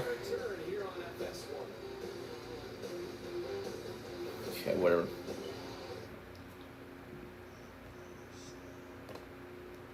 Instantly going back to commercial, of course. That's the Fox way, I guess. The crowd is firmly connecting with this dude. Balor, he got himself over in front of the Oklahoma crowd and not the Albany crowd, which is pretty cool to see.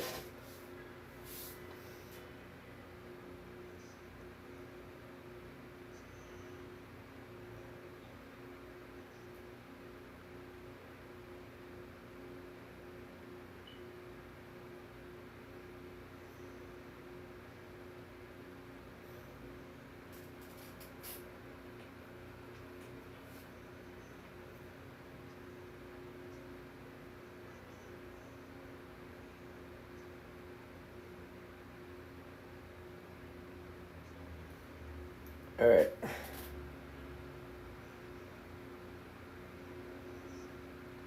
Bruh. Dakota tweeted out, my whole timeline is just everything about Liv Morgan, her boyfriend, and a website or whatever it is.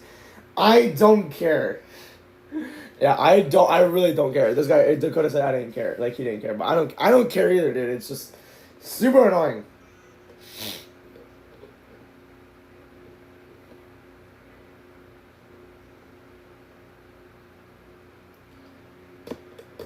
They got myself to blame. If Gunther versus Nick Aldis happens at SummerSlam, it could be pretty good. He faced Cody in a really good match. It's on Twitter. But he had a really solid match against Cody Rhodes when he was heel, so that's pretty good.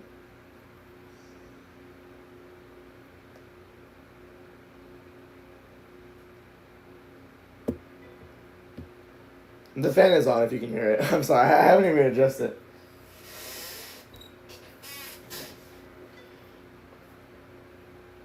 Who is Karma? I've never heard of that wrestler, dude.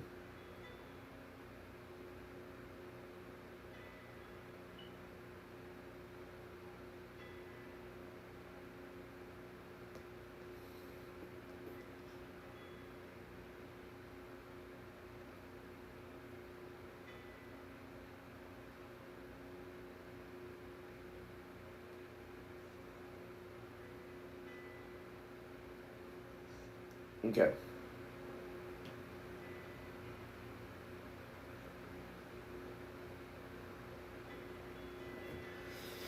Okay.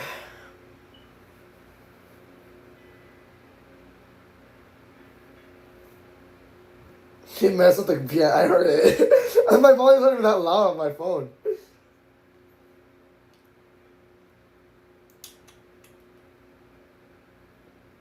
Okay. 50. Race 15 of the season. 4 to go before the chase. The NASCAR Craftsman truck. Is it called 250 because yeah, they're starting to be the laps. Never mind. Third caution. 5 trucks stayed out. The 1 and the 25 came. So nobody.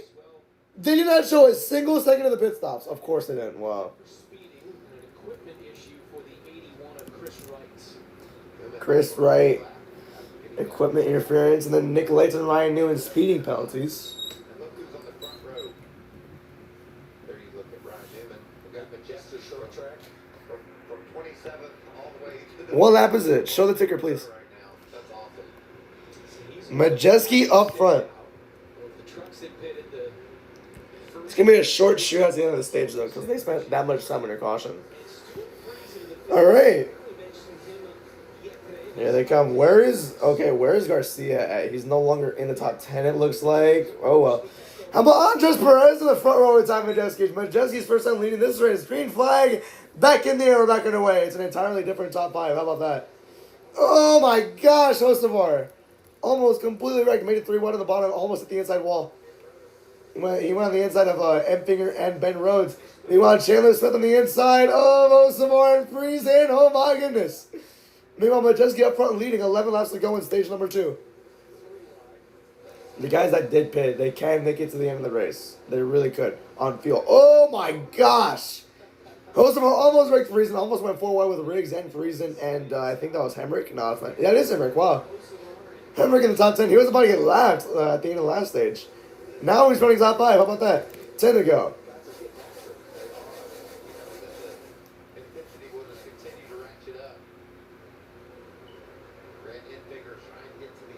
Oh my gosh, Riggs. That was almost a really bad move. He almost started himself in front of the 17 of Regero. Trying to make a move on the 52 of Friesen. That is for 5th place, I believe. I don't know, because the ticker's not updating, so I really can't tell. 9 laps to go. Majeski up to his 6th lead. How about Andres Perez? Going to get really nice points here. 9 points in 2nd place. Unnecessary zoom in. Okay. Don't know what that was about. Oh my goodness. Oh, that's going to help Honeycutt bump and run to the 34 by Hocevar. That's going to help Honeycutt, but I think Riggs... No, Riggs is no longer in the top 10. Where's Honeycutt at? Not top 10 either. Where is he at? Honeycutt 19th, Riggs in 13th. So they're not going to get stage points for this one either. So 8 laps to go here in stage number 2. Ben Rhodes up to Andres Perez and Ben Rhodes battling for a second. If only we could see it. 3 wide. Oh, they're all battling right now. Chandler Smith, Ben Rhodes, and Andres Perez. 3 wide battle for second place. Chandler Smith to second. Perez trying to hold third. Still could get 8 points right here. 6 laps to go.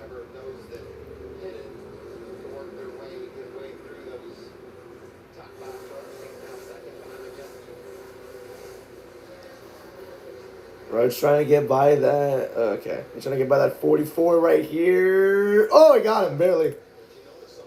4th place. He goes. Eke's up to 5th. Nice. Hemrick down to 6th. Freezing to 7th. Heim back in the top 10. I haven't really seen him much lately. All by himself. Yeah, but you know what?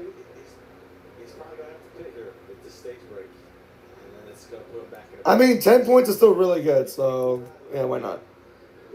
Take his 10 points and then pay after the stage. Why not? I think Majeski still will get a good finish. He will have fresher tires than most of the guys who did pit anyways, so that's a silver lining there. But do tires really matter here? I would say yeah. So yeah, 3 laps to go in stage 2.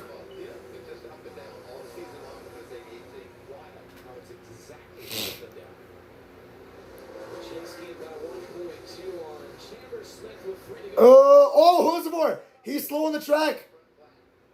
Right front flat. He's trying to get a pit road. I don't think he can. Yeah, I think we'll bring it out. I think he's going really slow on the track right now.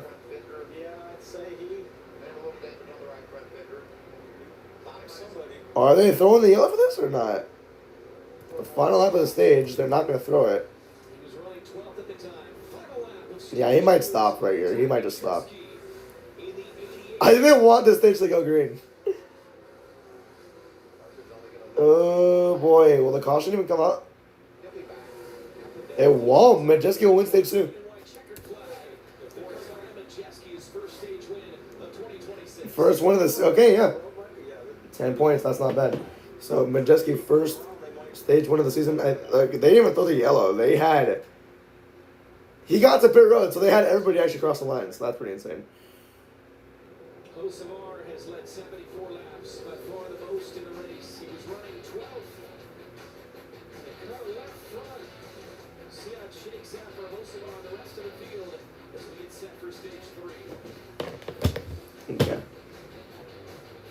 So we're on lap 140, right? So let me put this lap.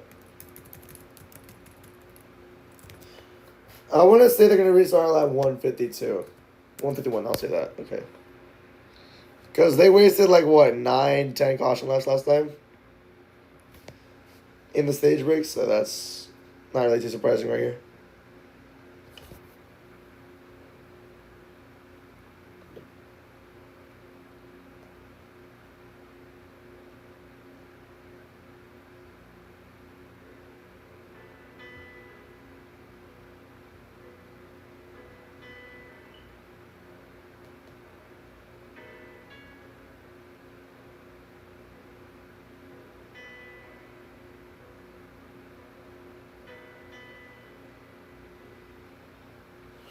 Okay.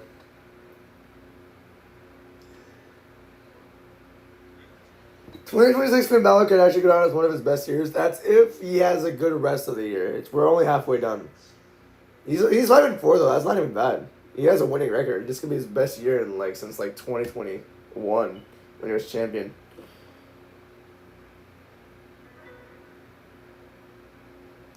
Yeah, I haven't seen this all over Twitter now. I guess now it's time to mention it. The mayor of New York, who's actually kind of goated, he's looking at arresting Netanyahu when he is in New York in September. It's valid. It's kind of valid. No other, a red state wouldn't do that, so. Yeah, everything I say on Twitter, I try to mention as much as I can. Unless it's controversial. Are we not saying J till SummerSlam? I don't think so. I don't know. I wonder if he's alright or not. Meanwhile, the Guardians are on the board. They're down 2-1 now against the Pirates.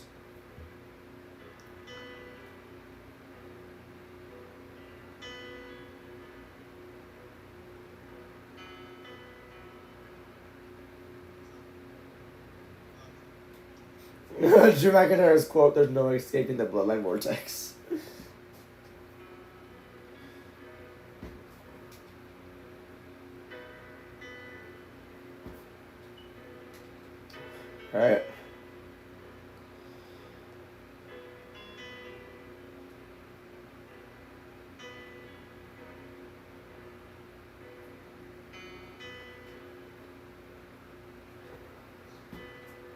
Okay. After today, Vince will be open here. Free pass goes to the 12 of Brendan Butterbean Queen. They call. I forgot they still call him Butterbean. I guess he's stuck out those state points he so desperately needs. Trucks coming down here, filling up with Sunoco. He's 6th in the standings, but 10 extra points does never hurts, really.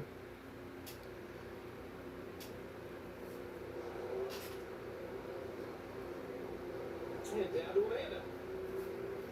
Yeah, Grant Enfinger's going to be one of those trucks making his way to us. They elected to keep Grant out last time, but late in that stage, Grant went hard into the wall and lost some positions. They're going to bring Grant in, kind of assess the situation right now. Derek Smith said that he may call an audible if he needs to assess the damage on the right side out of that truck. Could be, and they need to get the truck body around those trucks to make sure that it's okay. Get the tires on them and go out into the job. The 99 of Ben Rose, he said just the nose is too numb. He carries speed through the center, so they made an adjustment for him. Simon just going to be much better. A couple more adjustments just to get him exactly where he needs it to be, guys. See Majeski coming off pit road. 9 Rhodes, Honeycutt, the 11, Perez Okay. in the 44. So it's Majeski. So, Medeski wins the race off a road, and yeah, I think that's happened. Getting set for stage 3, the action. Final 100 laps are about to be Smoked the wall. commenced here. My friend just texted me.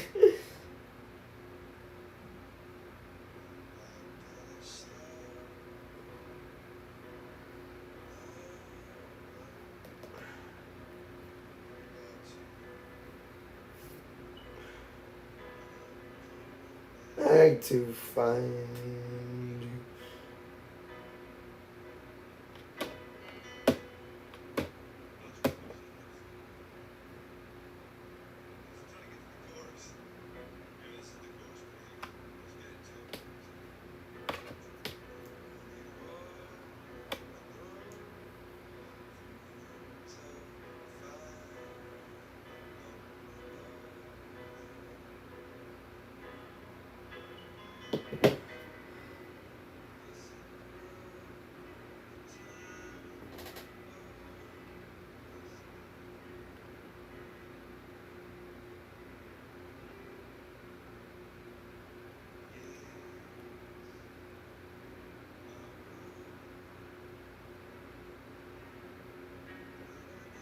Okay. Okay. Jay used to like, yeah. He's like, oh no. I only got a 7.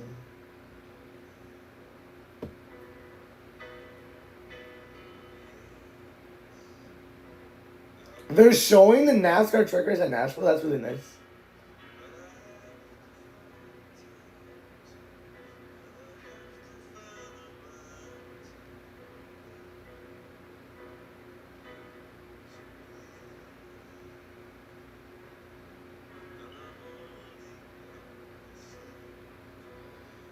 All right.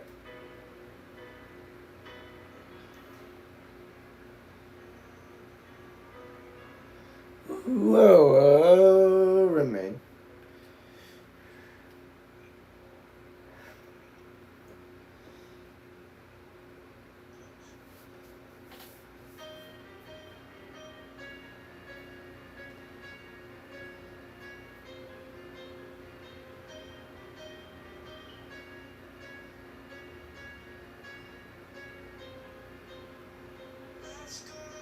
Man, I can't be saved.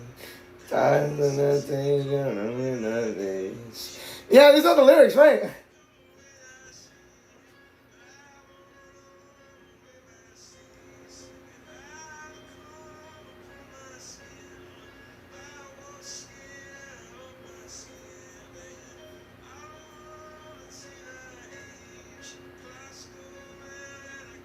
Same singer. You. Alright. So I'm gonna go to the park to play basketball later on. So yeah, as soon as the stream finishes, as soon as the race is over, and as soon as I do the post race report, yeah, I'll I'll be dipping, so I kind of need this race to go. But I think, should I set a time limit? Maybe. I don't know. Check.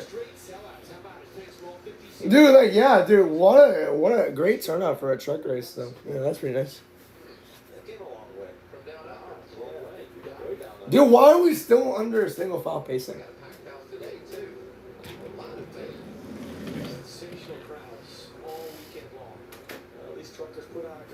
So here we go. Yeah, okay, now we get the choose. I was almost like, why are we just still pacing for no reason? So, yeah. But let's go through it. So yeah, Chandler Smith and Christian Eckes in the front row.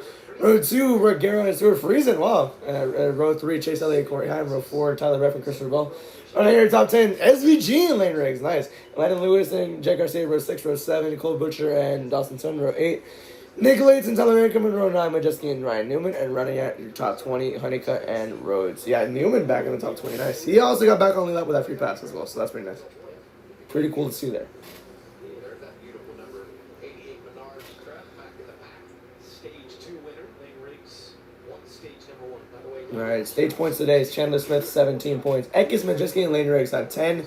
Ben Rhodes has 8. Heim has 7. Stuart Friesen has 6. Emmerich has 5. So does Regero. And Andres Perez has 4. So here we go. About to get ready for the final 100 laps of this race, maybe less. I see a rain cloud. Oh no. Green flag back on the air, back underway. In the finals, I see a rain cloud not too far from the track. We're back underway though. Chandler Smith takes the lead. All right. Oh my gosh, Bell got really sideways exiting turn 2 right there.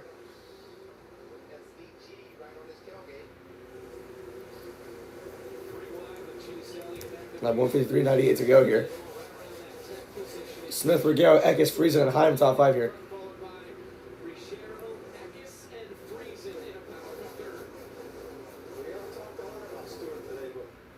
Stuart Friesen. Yeah, probably is. Yeah, I agree with Todd Bodine. Probably his best friend of the year. Haven't really seen him all day, but now he's been quietly emerging. Yeah, stage 1 got 11, stage 2 got 5th, and now he's in 3rd. So quietly making his way up through the field, and now he's in a top 3 spot. He could have a chance to win this race at the end of it. So we'll see. 97 to go. This could be the longest green flag run of the race. I'm hoping it is. We'll see. So yeah, 96 laps to go. Heim, oh my gosh, Heim really drove Riggs up the track. I mean, hey, if I'm Riggs, I really can't get mad at that. He kind of wrecked the fight to win the race last year, so it's kind of like, hey, I'm gonna get back for this, but hey, he didn't wreck him at least. Heim does, like, Riggs is still in the top 10, so I really wouldn't get too pissed off at Heim for that one. But Heim is back in the top 5 though. Yeah, he was doing pretty well in the first stage, and then since that hasn't really been seen. But now he's back up in the top 5, doing pretty well right now. Let's see if he can catch up. He has momentum right now. Let's see if he can catch the leaders. Eckes the 3rd, Friesen the 4th. As now Heim going to go underneath the 52 of Friesen. That's for 4th place right there. Friesen using the high lane. Heim using the bottom.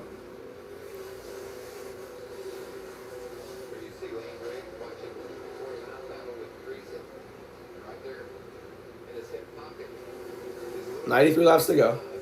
Oops, 93 laps to go. Chandler Smith leading by 1 second over Regero, sorry. Landon Lewis, 5th truck start. Landon Lewis, where is he at? Landon Lewis in 7th place. Well, he finished 2nd in last week's race at Lamrock Park. It was honestly a really good finishing. Almost won the race too, but he didn't want to really be over aggressive. He wanted to race respectfully, and I commend him for that. Like, that could build up a really good reputation in the garage. Like, if you're racing with respect, you're trying not to wreck anybody. Like, you're gonna get a lot of respect in the garage for that. So yeah. He finished 2nd last week at Lamrock Park. He's in 7th right now, started 16th. Stages 1 and 2 got 20th and 16th, and now he's in 6th place, though. Doing pretty well. Yeah, exactly. Exactly!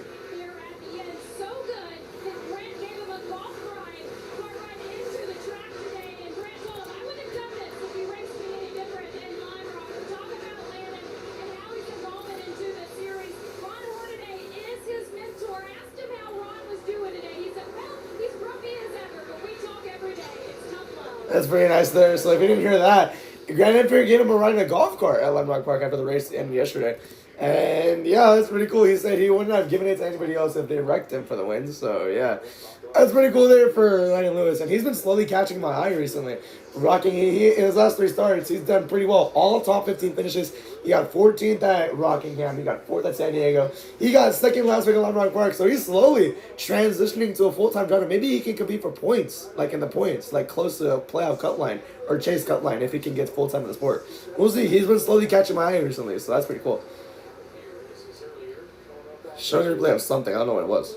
Oh, it was Bell getting the wall, I'm pretty sure. Bell currently 7th place right now. Oh, in the top 10. Shane Van Gisbergen. He's in the top 10. Wow, I haven't really seen him much all day either. I know that he's been in the top 20. He hasn't done bad. He's been in the top 20 all race, but he's in the top 10 right now, battling Lane Riggs for 7th place. How about SVG running top 10 here in the trucks in North Wilkesboro? I think last year's All-Star race, he was leading in the Open, sorry. In the All-Star Open when it was a thing. Like, he was leading for most of it until that first caution came out. And he lost his, lead after the pit stops that happened in the All-Star Open, which, unfortunate, but it is what it is. You know what I mean? 85 laps to go here.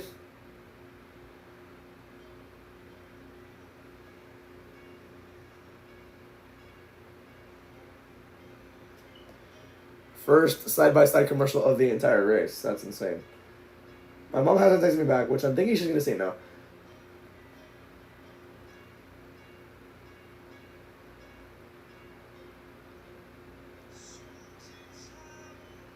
Time by Ski, okay.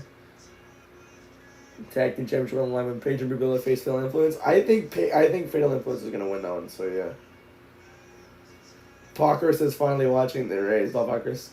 Speedway Motorsports announced the sellout for their cup race tomorrow, which I think is pretty cool.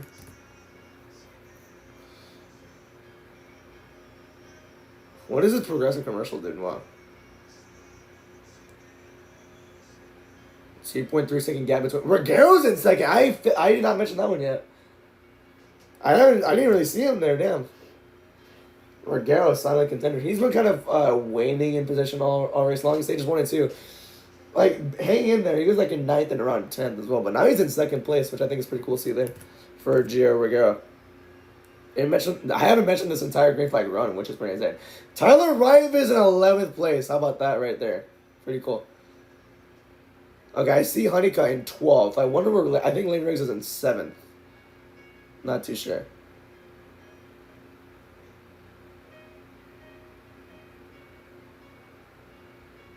Yeah, hold on.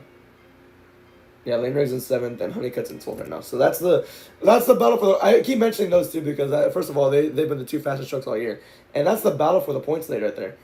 They're both already in the chase, but that's the battle for the points lead. So yeah, pretty cool. Lap 172.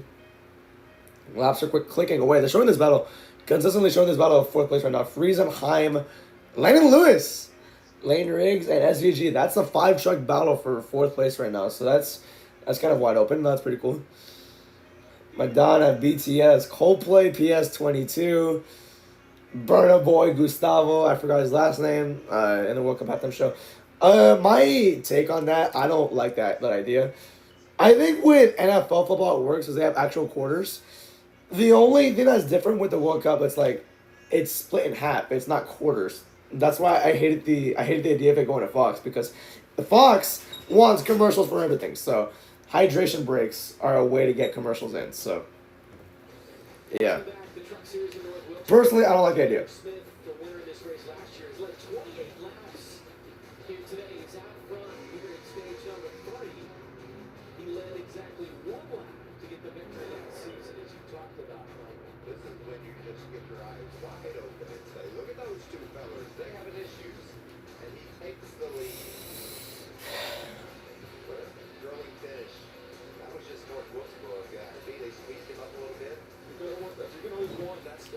Lap 176 now, 75 to go.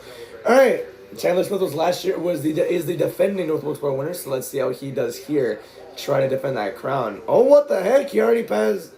Oh, my mom's calling me. Hold on. All right. Hello. Hello. What are you doing? Watching the race. Oh, I didn't know there was a race. I'm sorry. Yeah, I'm streaming. Say hello. Hello. Yeah, that's my mom. Yeah. What time? This race has like 70 laps to go, so I'm gonna say around 145 or 2. We'll go with 2. Okay, Maybe it was 3 in another game. that's fine. That's fine. Hope you did well though. I lost the first one and won the second one. Nice. Yes. I got a deer oil ran in front of me. I love how the craziest thing. A freaking deer ran right in front of me. Thank God that there was no car behind me because we would have crashed. Oh my gosh. That happened on stream too. That's awesome. I'm clipping that. Oh my God. That's- Deer! Oh my God, the deer! Oh my goodness. Oh my God, okay. That's funny. We'll talk later. Okay, I'll talk to you later. Okay, bye. Okay, bye. Oh my goodness, bro. Oh, that's so funny. The fact that it happened on stream, like right as I'm on stream, right as I'm calling her, that's crazy how it happened. So yeah, right now they're doing a report on Ryan Newman. Right now he's currently 24th, 19 seconds back. Although they just announced returning to the Truck Series, for Richmond, Elliott Sadler will be driving the 25 truck on August 14th at Richmond. So that's pretty cool to see there. Elliott Sadler had not started a race since 2019 in the O'Reilly Series, I believe. I think also at Richmond. So pretty cool to see Sadler getting it right here. So yeah, it's pretty nice. Alright, so my mom called me while we were coming after commercial break, so I didn't really get a chance to do it. So yeah, but let's go through the field as we have every commercial break. Smith is leading by 3.4 over Jared Guerrero in second. So yeah, Chase Elliott running out your top 10 at 8.4 seconds back. Tanner Gray is in 20th, 16 seconds back. Last truck on the lap is Andres Perez in 23rd, 18 seconds back. Our last truck a lap down is Corey LaJoy in 28th. Chris Wright rounds out your top 32, 2 laps down. Our last truck, two laps down is Joseph in 31st. And then you have everybody else that are 3 laps down. Luke Baldwin is the last one driving in the race. And then Donovan Strauss making his debut, unfortunately, off of the race for now. So, yeah, after all that, 23 trucks on the lap and 35 of them still racing in this race. So, yeah, we got 66 to go as laps are clicking away. So, yeah, Chandler Smith, everything goes right for him. He's going to win this race, maybe. 3.9 second gap. That's the biggest gap anybody's had on the field this entire race. He has that on the 17 of Vergara. 65 to go. You see the 25. 4-second gap between Smith and Vergara. Obviously, stayed out, got a wave around earlier in the race, and then stayed out longer than anybody else before they pitted for the first time. But still kind of 64 laps to go here. 4.2 now is the gap. That gap is growing within each 2 laps. That's pretty cool to see there. 4 seconds on Gio Ruggiero, and for more on Ruggiero, it's Josh. All right.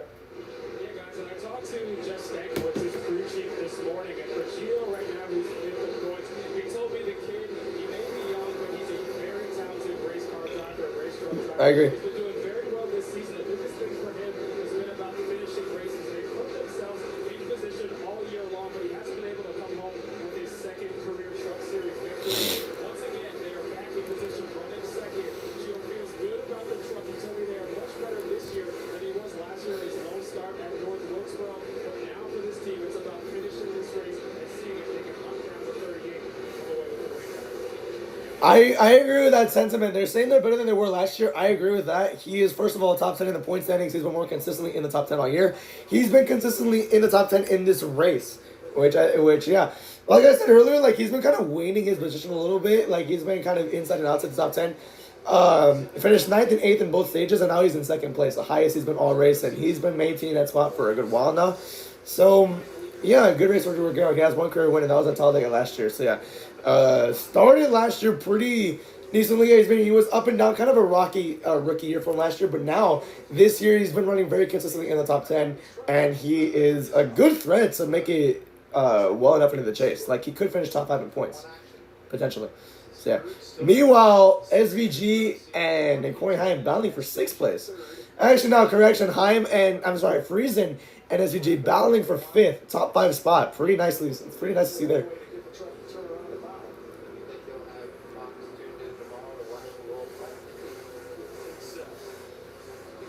SVG and Landon Riggs. That's a battle for a top 5 spot, which ran pretty commendable run for SVG.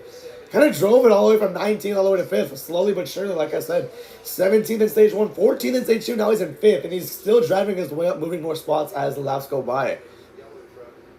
Pretty nice run for Shane Van Gisbergen in the 71 Spire truck today. That's pretty cool. 57 laps to go here in this race. Him and Friesen trading that 5th spot. But Friesen might get held up by this lap truck. I don't know who this is. This is Frankie Muniz. In a 33, gonna try and move up to give him room, and he will. Props to oh, he hit the wall. Never mind. Okay, I thought he moved up just to give him room, but no, he just hit the wall. 56 laps to go here. Great exit by SVG, but he wasn't able to clear Friesen there. SVG running the very bottom lane, and Friesen's running the very top, so no middle, But that time there, it was SVG able to clear Friesen, and now he's going to try and run away with that 5th spot. You want Frankie Muniz. Hit the wall. Really, you catch this, but you can't catch one of the spins earlier? Alright. 55 laps to go. We're almost in the 200 mark. As Christian Eckes has kind of ran down Rogero. Rogero is now 5.2 seconds back. Eckes is 5.5. So that could be a battle for second place within a few laps. We'll see. SVG still moving up. He has 2 seconds, or he has a 2-second gap on lane race though. Like he's 2 seconds behind lane race. I should have said. My bad. I'm in the 5. He's in 7th place right now. 9 point. Oh my gosh! What a cluster of trucks right here. Bell, Hocevar, Garcia, Majeski. Where's this at? Bell is not running in the top 10 at the moment, so I wonder what spot this is for. Hocevar is already 2 laps down here, so I do wonder. Who else will go? Goodness, it looks like a cluster of momentum right here. 21 trucks on lead lap right now. Brendan Butterbean Queen is the last truck on the lead lap, about ready to get lapped soon. But yeah, they're taking another commercial break.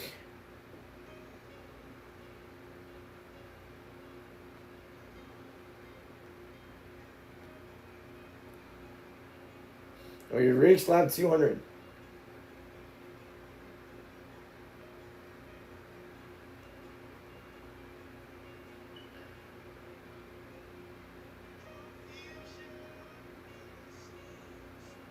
Oh my gosh, John Cena does his version of Roman Reigns' entrance. The video lasts over 5 minutes.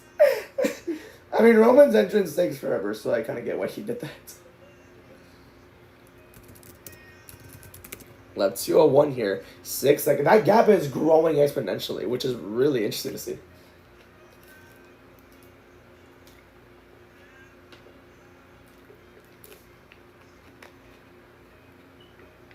Lap 202 here.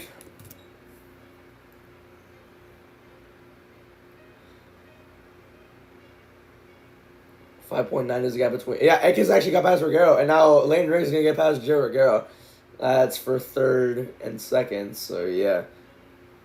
Is Rogero having an issue? He's kind of falling back a little bit.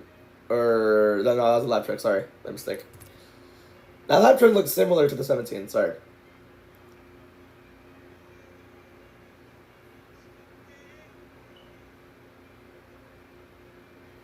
$47 laps to go here in this race right here. This is a NASCAR. This is an ad for a race. Ad for a race. What is it?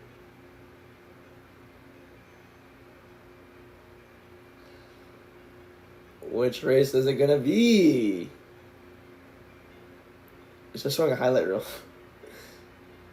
I don't know what it is. It's an ad. Hell yeah. Oh, it's just NASCAR.com/tickets. Sorry, I bet. It's not like they usually do that ad for like a specific race, but it's not.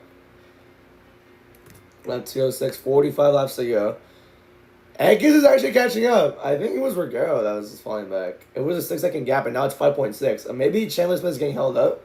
He just got past Santa Gray, who's in 20th, so there's 19 trucks only left. Okay. Okay, leaderboard is broken because it's not showing any updates. All it's showing is a lap update, which is about it. All right, let's see if this NASCAR ticket ad is for a race, and not just an ad to be an ad. Indianapolis next Friday, so I'm gonna miss SmackDown, thankfully. We got a Friday night race for the first time in a while. It's true as well. I forgot pit windows in this race. That's crazy. Only 2 cautions in this race. One at the very beginning, one at during stage 2. So yeah, 42 laps to go. Chandler Smith 6-second lead over Eckes. Lane Riggs is right behind him at the moment, so could be a battle there soon. I think SVG might get Regaro. Not too sure where even is he. Okay, they're close. Let's see that. Landon Lewis in 7th. Elliott in 9th.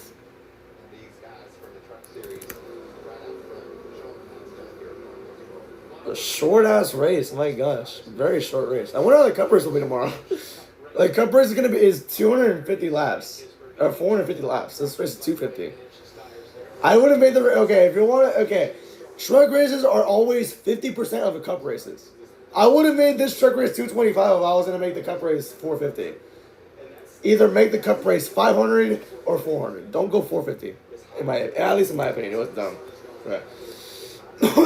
Sorry. It hasn't been that bad of a race. It hasn't been the greatest race. It's been like more average, I would say. So, let's go through the field as we do after the commercial break. Chandler Smith ahead of his teammate in second by 6 seconds. That's pretty cool there. Honeycutt in 10th, 12.6 seconds back. The last truck on the lap is Taylor Ancrum in 19th. You have Tanner Gray in 20th, and you have Empinger in 25th. The last truck a lap down. Chris Ryan 30th, 2 laps down. He's also the last truck 2 laps down. Our last truck 3 laps down is Nathan Nicholson in 35th or 33rd, 3 laps down. Clayton Green is 4 laps down. Casey Clayton is on pit road, and Donovan Strauss is off of the race for now. Sorry. So yeah, you have 19 trucks on the lap, and then you only have 34 trucks on the track right now competing still. So yeah. Actually, Luke Baldwin just got lapped, so that's that there. So now 2 trucks 4 laps down. Ancrum is the very next to get lapped, so yeah. But Lane Riggs is catching him. When I started my through the field segment, Lane Riggs was 6 seconds back. Now he's 5.3. I'm noticing that. 36 to go. Is this going to be enough time to catch him?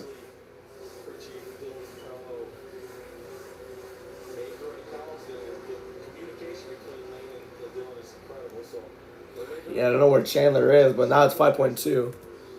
I'll watch that guy closely for the next 34 laps.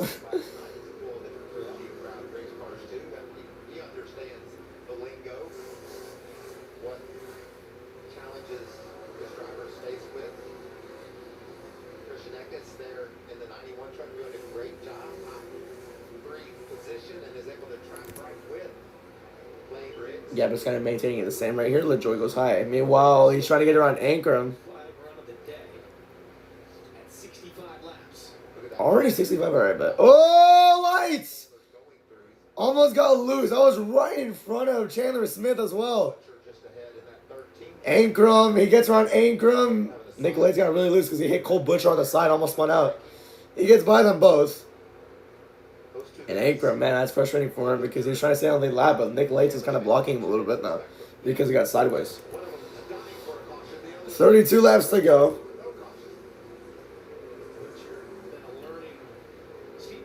Interval, yeah, last 4 laps, it's really gone down from 5.4 to 5.2.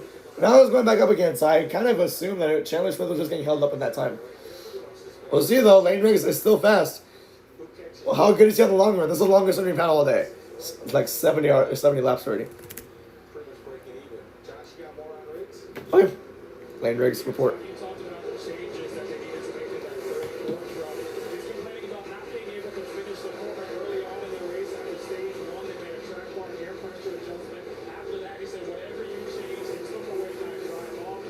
Lane Riggs, first place in the chase.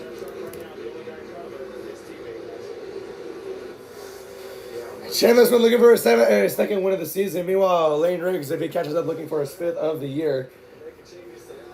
Lane Riggs already clinched a chase spot, trying to go for that regular season title. Honeycutt's in 7th right now, he's in 2nd. So yeah, that's gonna differentiate the points gap a lot more. As here's Eckes, started 18th, stage 1 got 8th, stage 2 got 4th, and now he's in 3rd place right now, looking for a good top 3 finish here. And he's doing pretty well on the points, so yeah. How about SVG is right there in 4th? He got by Regaro. Shane Van Gisbergen is 6.6 seconds back, and he's right there, about to pass that 91. Slowly made his way up as the day went by. Started 19, stage 1 17, stage 2 14th, and now he's in 4th. And he's getting better as the long run goes by.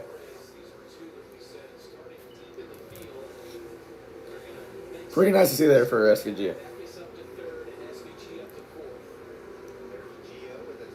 There we go. It's been a solid run. Yeah, he was at second, but it's still not a bad run. He's still in the top 10, and he's still 2 seconds ahead of Friesen, who's in 6th. That's not bad at all. Finished 9th and 8th in both stages, which, not that many points, but it's still points. So, yeah. 25 to go. Chase Elliott in 8th place right now. He is trying to get by Landon Lewis for 7th. I'm sorry, that's Friesen there. I don't know why I said Chase Elliott. Yeah, but here's Friesen. Has quietly been in the top 15 all race, but now he's in 6th.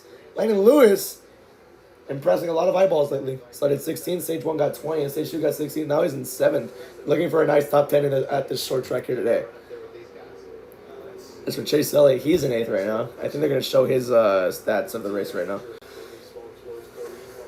Meanwhile, Landon Lewis and Friesen are having a really entertaining battle for 6th place right now. That's very nice. He's trying to clear him off 4. He really can't. Side by side. Really dove it in that corner. He's going to clear him off of here. Yeah, he's going to clear him. Landon Lewis, the 6th. Nice.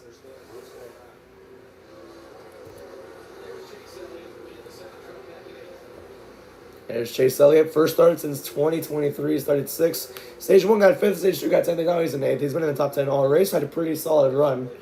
Not the run I expected him to have, but he's had a good run. I'll say that. There. 22 laps to go here.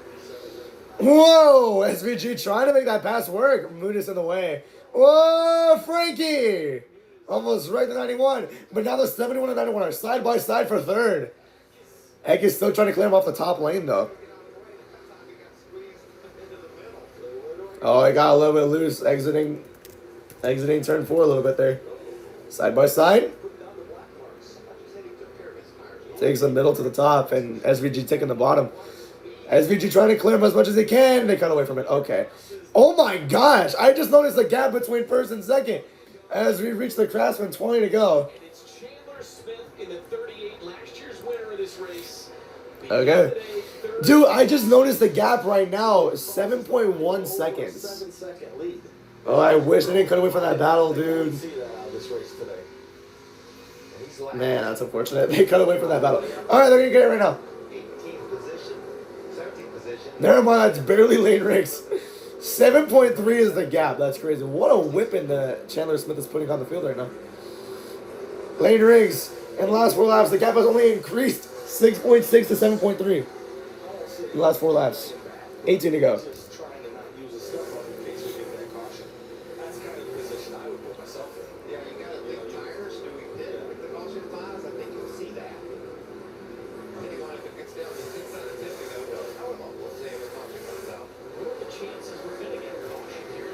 Seven and a half seconds is the gap here.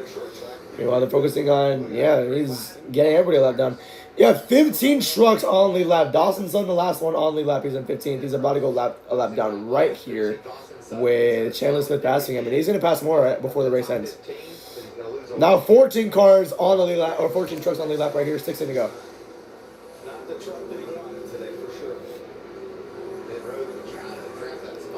As next up to get lapped is Christopher Bell.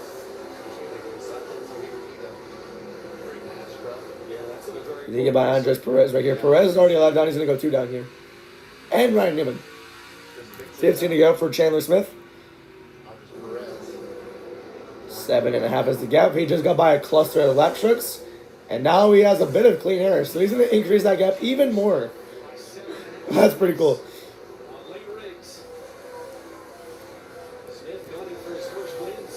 First win since February, yes. Yeah, I agree with Michael Waltrip right there. What a race that was. It was a very fun race. Like, people forgot about that race, but it was a very fun one to kick off the season. And it was a very fun finish, too. 4 wide at the line, and it was Chandler Smith, the winner. Looking for his first win since then. He's 3rd in the points right now.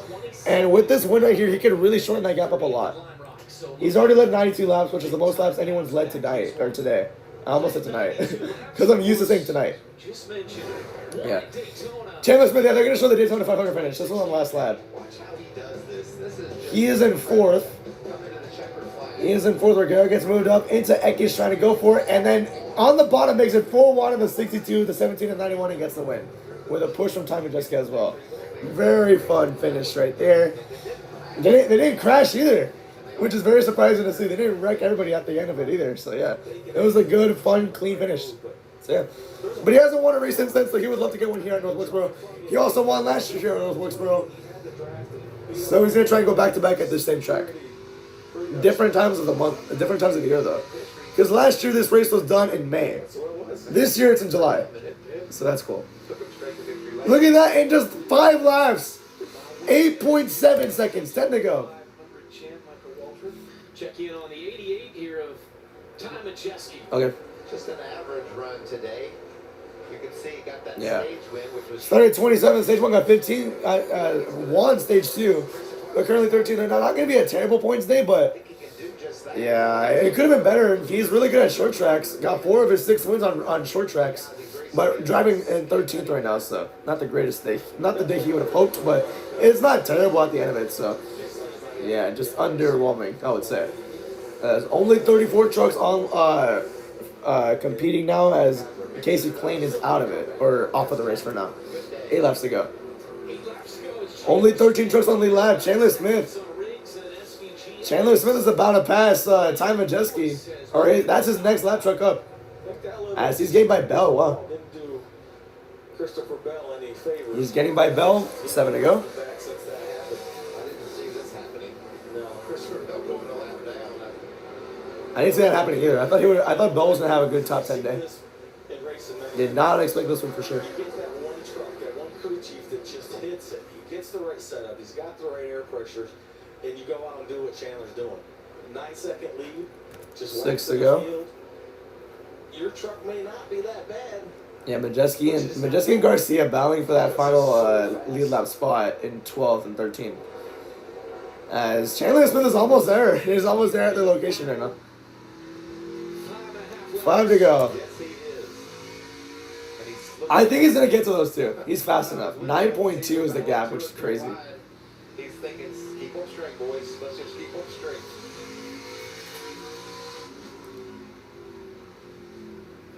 Turns 3 and 4, the 38 of Chandler Smith. 4 laps to go here in North Wilkesboro, 9.4. At this point, we're going to see Chandler's fastest laps because he wants, we're going to see Chandler's fastest laps because he wants to get to that white flag now. With that big ass gap he has. Meanwhile, Regaro not trying to drop many spots right here. He's in 6. How about Landon Lewis top 5? Hell yeah. Regaro in 6 trying to hold up to. Oh no! Nicholson! 76 is off the pace. He's rolling. Come on, Nathan. He's rolling. Gets a pit road. Gets a pit road. Do not stop. Straight over, Nathan. There's a gate over there somewhere. He's hit the wall. He's gonna stop. Oh my gosh. Chandler, 2 to go. 2 to go. He's trying, dude. He wants to get there. By nearly 9 seconds, 2 to go. Just let it play out. Just let it play out. Going a lap down. Just let it play out. Chandler Smith is gonna wreck everybody to get to this white flag. This is the last. Oh my gosh. He's gonna get there. He's gonna get there. White flag, 1 to go. Dude, Nicholson almost ruined this race. Or he almost really messed it up for Chandler Smith. Oh, but Chandler Smith, man. What an ending to this. 8.5 is going to be the gap. But here it comes off turn 4. And he's going to deliver an ass whipping to win back-to-back races at North Wilkesboro.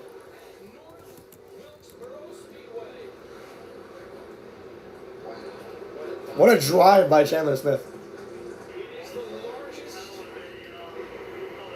Largest win this season, right? Largest margin. Wow. Track ever in truck history. Say that again. Ever? Largest ever on a short track in the history of this series. In the history of the series? Wow. Fashion, right? Not a little bit. Not a little bit. We call that waxing. Last year he led 1 lap. Wed. And that was the final lap to win it. This time around, he dominated the second half of this race and led 105 on his way to the checkered flag. If someone says they thought maybe last year was luck, he said, yeah. Y'all watch this. Yeah. No, that wasn't a fluke win for sure. We'll give a little props to his crew chief. John Leonard. John's a friend of mine. He knew coming here that they were going to have a good truck, and he tweaked it a little bit off of last year's, and man, did he tweak it in the right direction. You get like Todd Bodine in the booth was like, please do not throw it. Career win in his 102nd career start. Second win of the season. First 60 over at Daytona for Chandler Smith. So I'm 0-1 because none of my picks won the race today.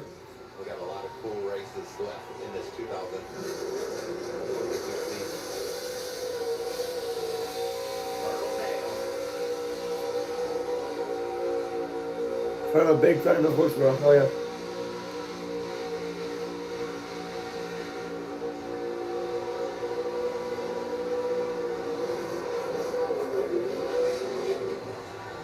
Gotta be careful not to blow him out. Yeah, that's not true. Blow them out. Celebrate in front of these fans. They love seeing those burnouts after victory. Incredible crowd, incredible scenes. This incredible track. And he becomes the first driver with multiple truck wins here at North Wilkesboro. Great win for Chandler Smith here. His 5th win on a short track.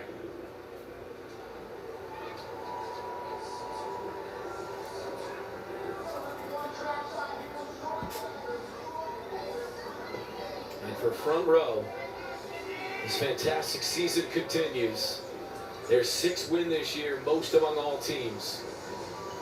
With his teammate Lane Riggs finishing as the runner-up here this afternoon. Listen to that crowd when he jumps up there.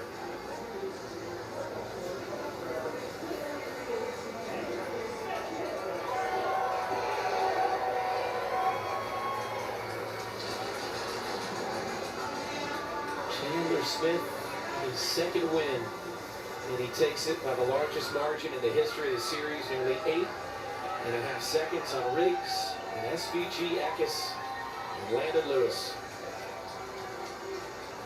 Oh, there's a Kyle Busch bow. That's it. There you go, buddy.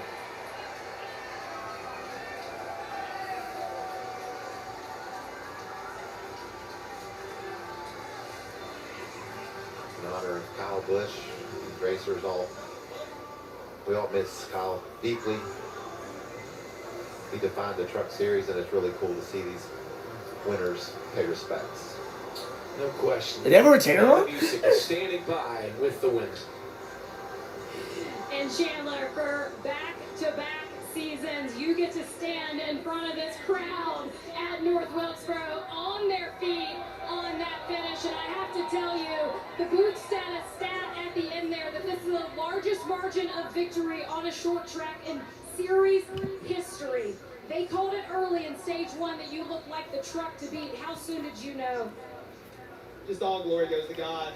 Faith Fest 250. Absolutely.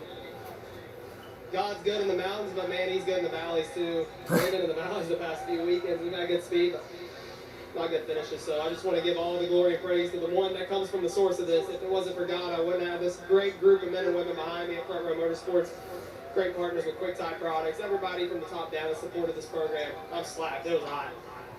We took a look back at your victory. There it is. Oh, it's like 95 degrees over there. That slump in the last 2 races. How chase ready is this team? We're ready to rip. Hell yeah.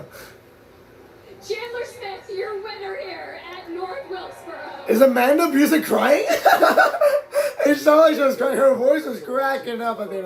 His 2nd win of the year, and for Chandler Smith, his 9th career If win. they, I'm gonna keep it on the channel if they, in case they interview somebody else, but they might go to commercials soon. I don't know. I guarantee you, that's a hot race right there. There are some guys really struggling with the heat following this race. Yeah. Cut after an 11th place finish. Honeycutt, sweating. They're putting ice bags on him right now. Suit there. Yeah, it's like it's over 90 degrees over there, so I understand.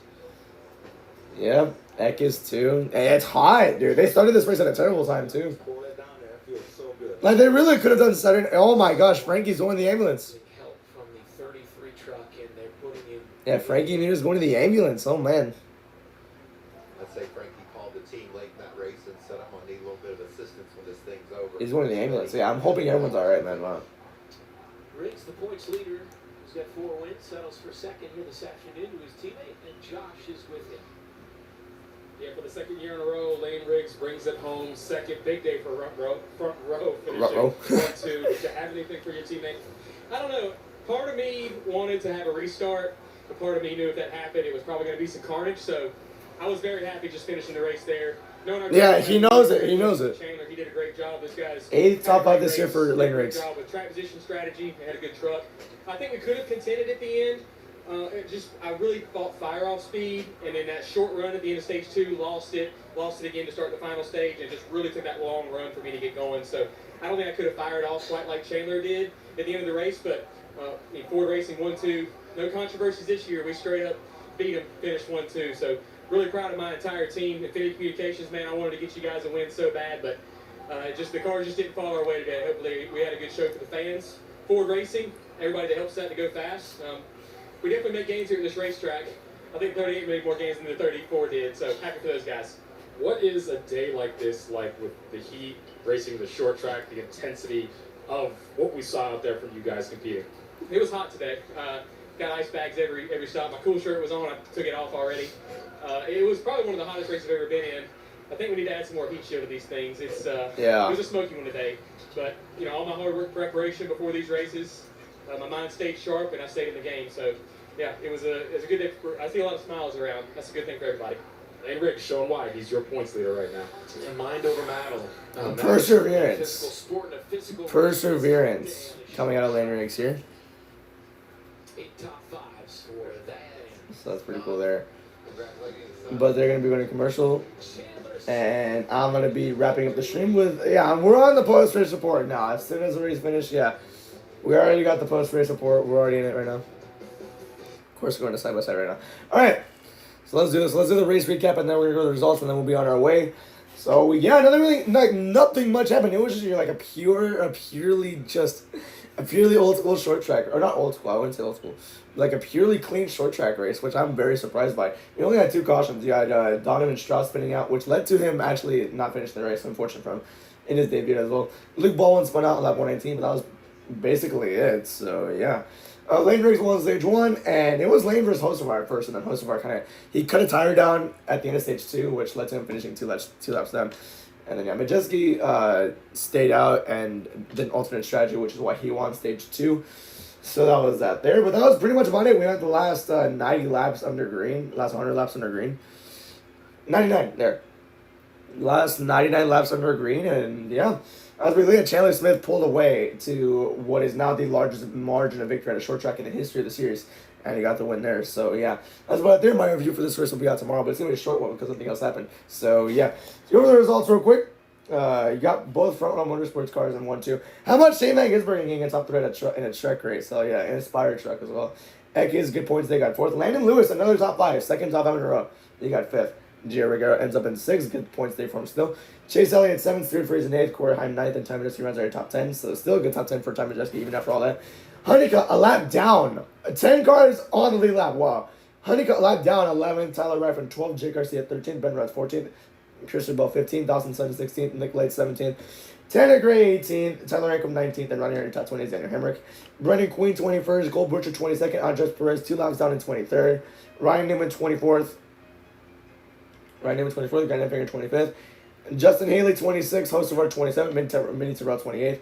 Corey LaJoy 3 laps down in 29th. And Chris Wright runs our top 30. Clayton Green 31st. 4 laps down. Frankie Muniz 32nd. Luke Baldwin 5 laps down in 33rd. Nathan Nicholson 8 laps down in 34th. Casey Klein out of the race in 35th, and Donovan Strauss out of the race in his debut in 36th. So that's going to do it for this one, everybody. Thank you for watching. I'll be back later tonight to stream the NASCAR, Saturday night's main event from Madison Square Garden, and I'll be back tomorrow for some cup racing at 6 p.m. Central Time, and then Monday will be Raw at 7 p.m. So, that's going to be it for this one. Thank you for watching. Have a good night. Goodbye. Or day, wherever you are. Goodbye.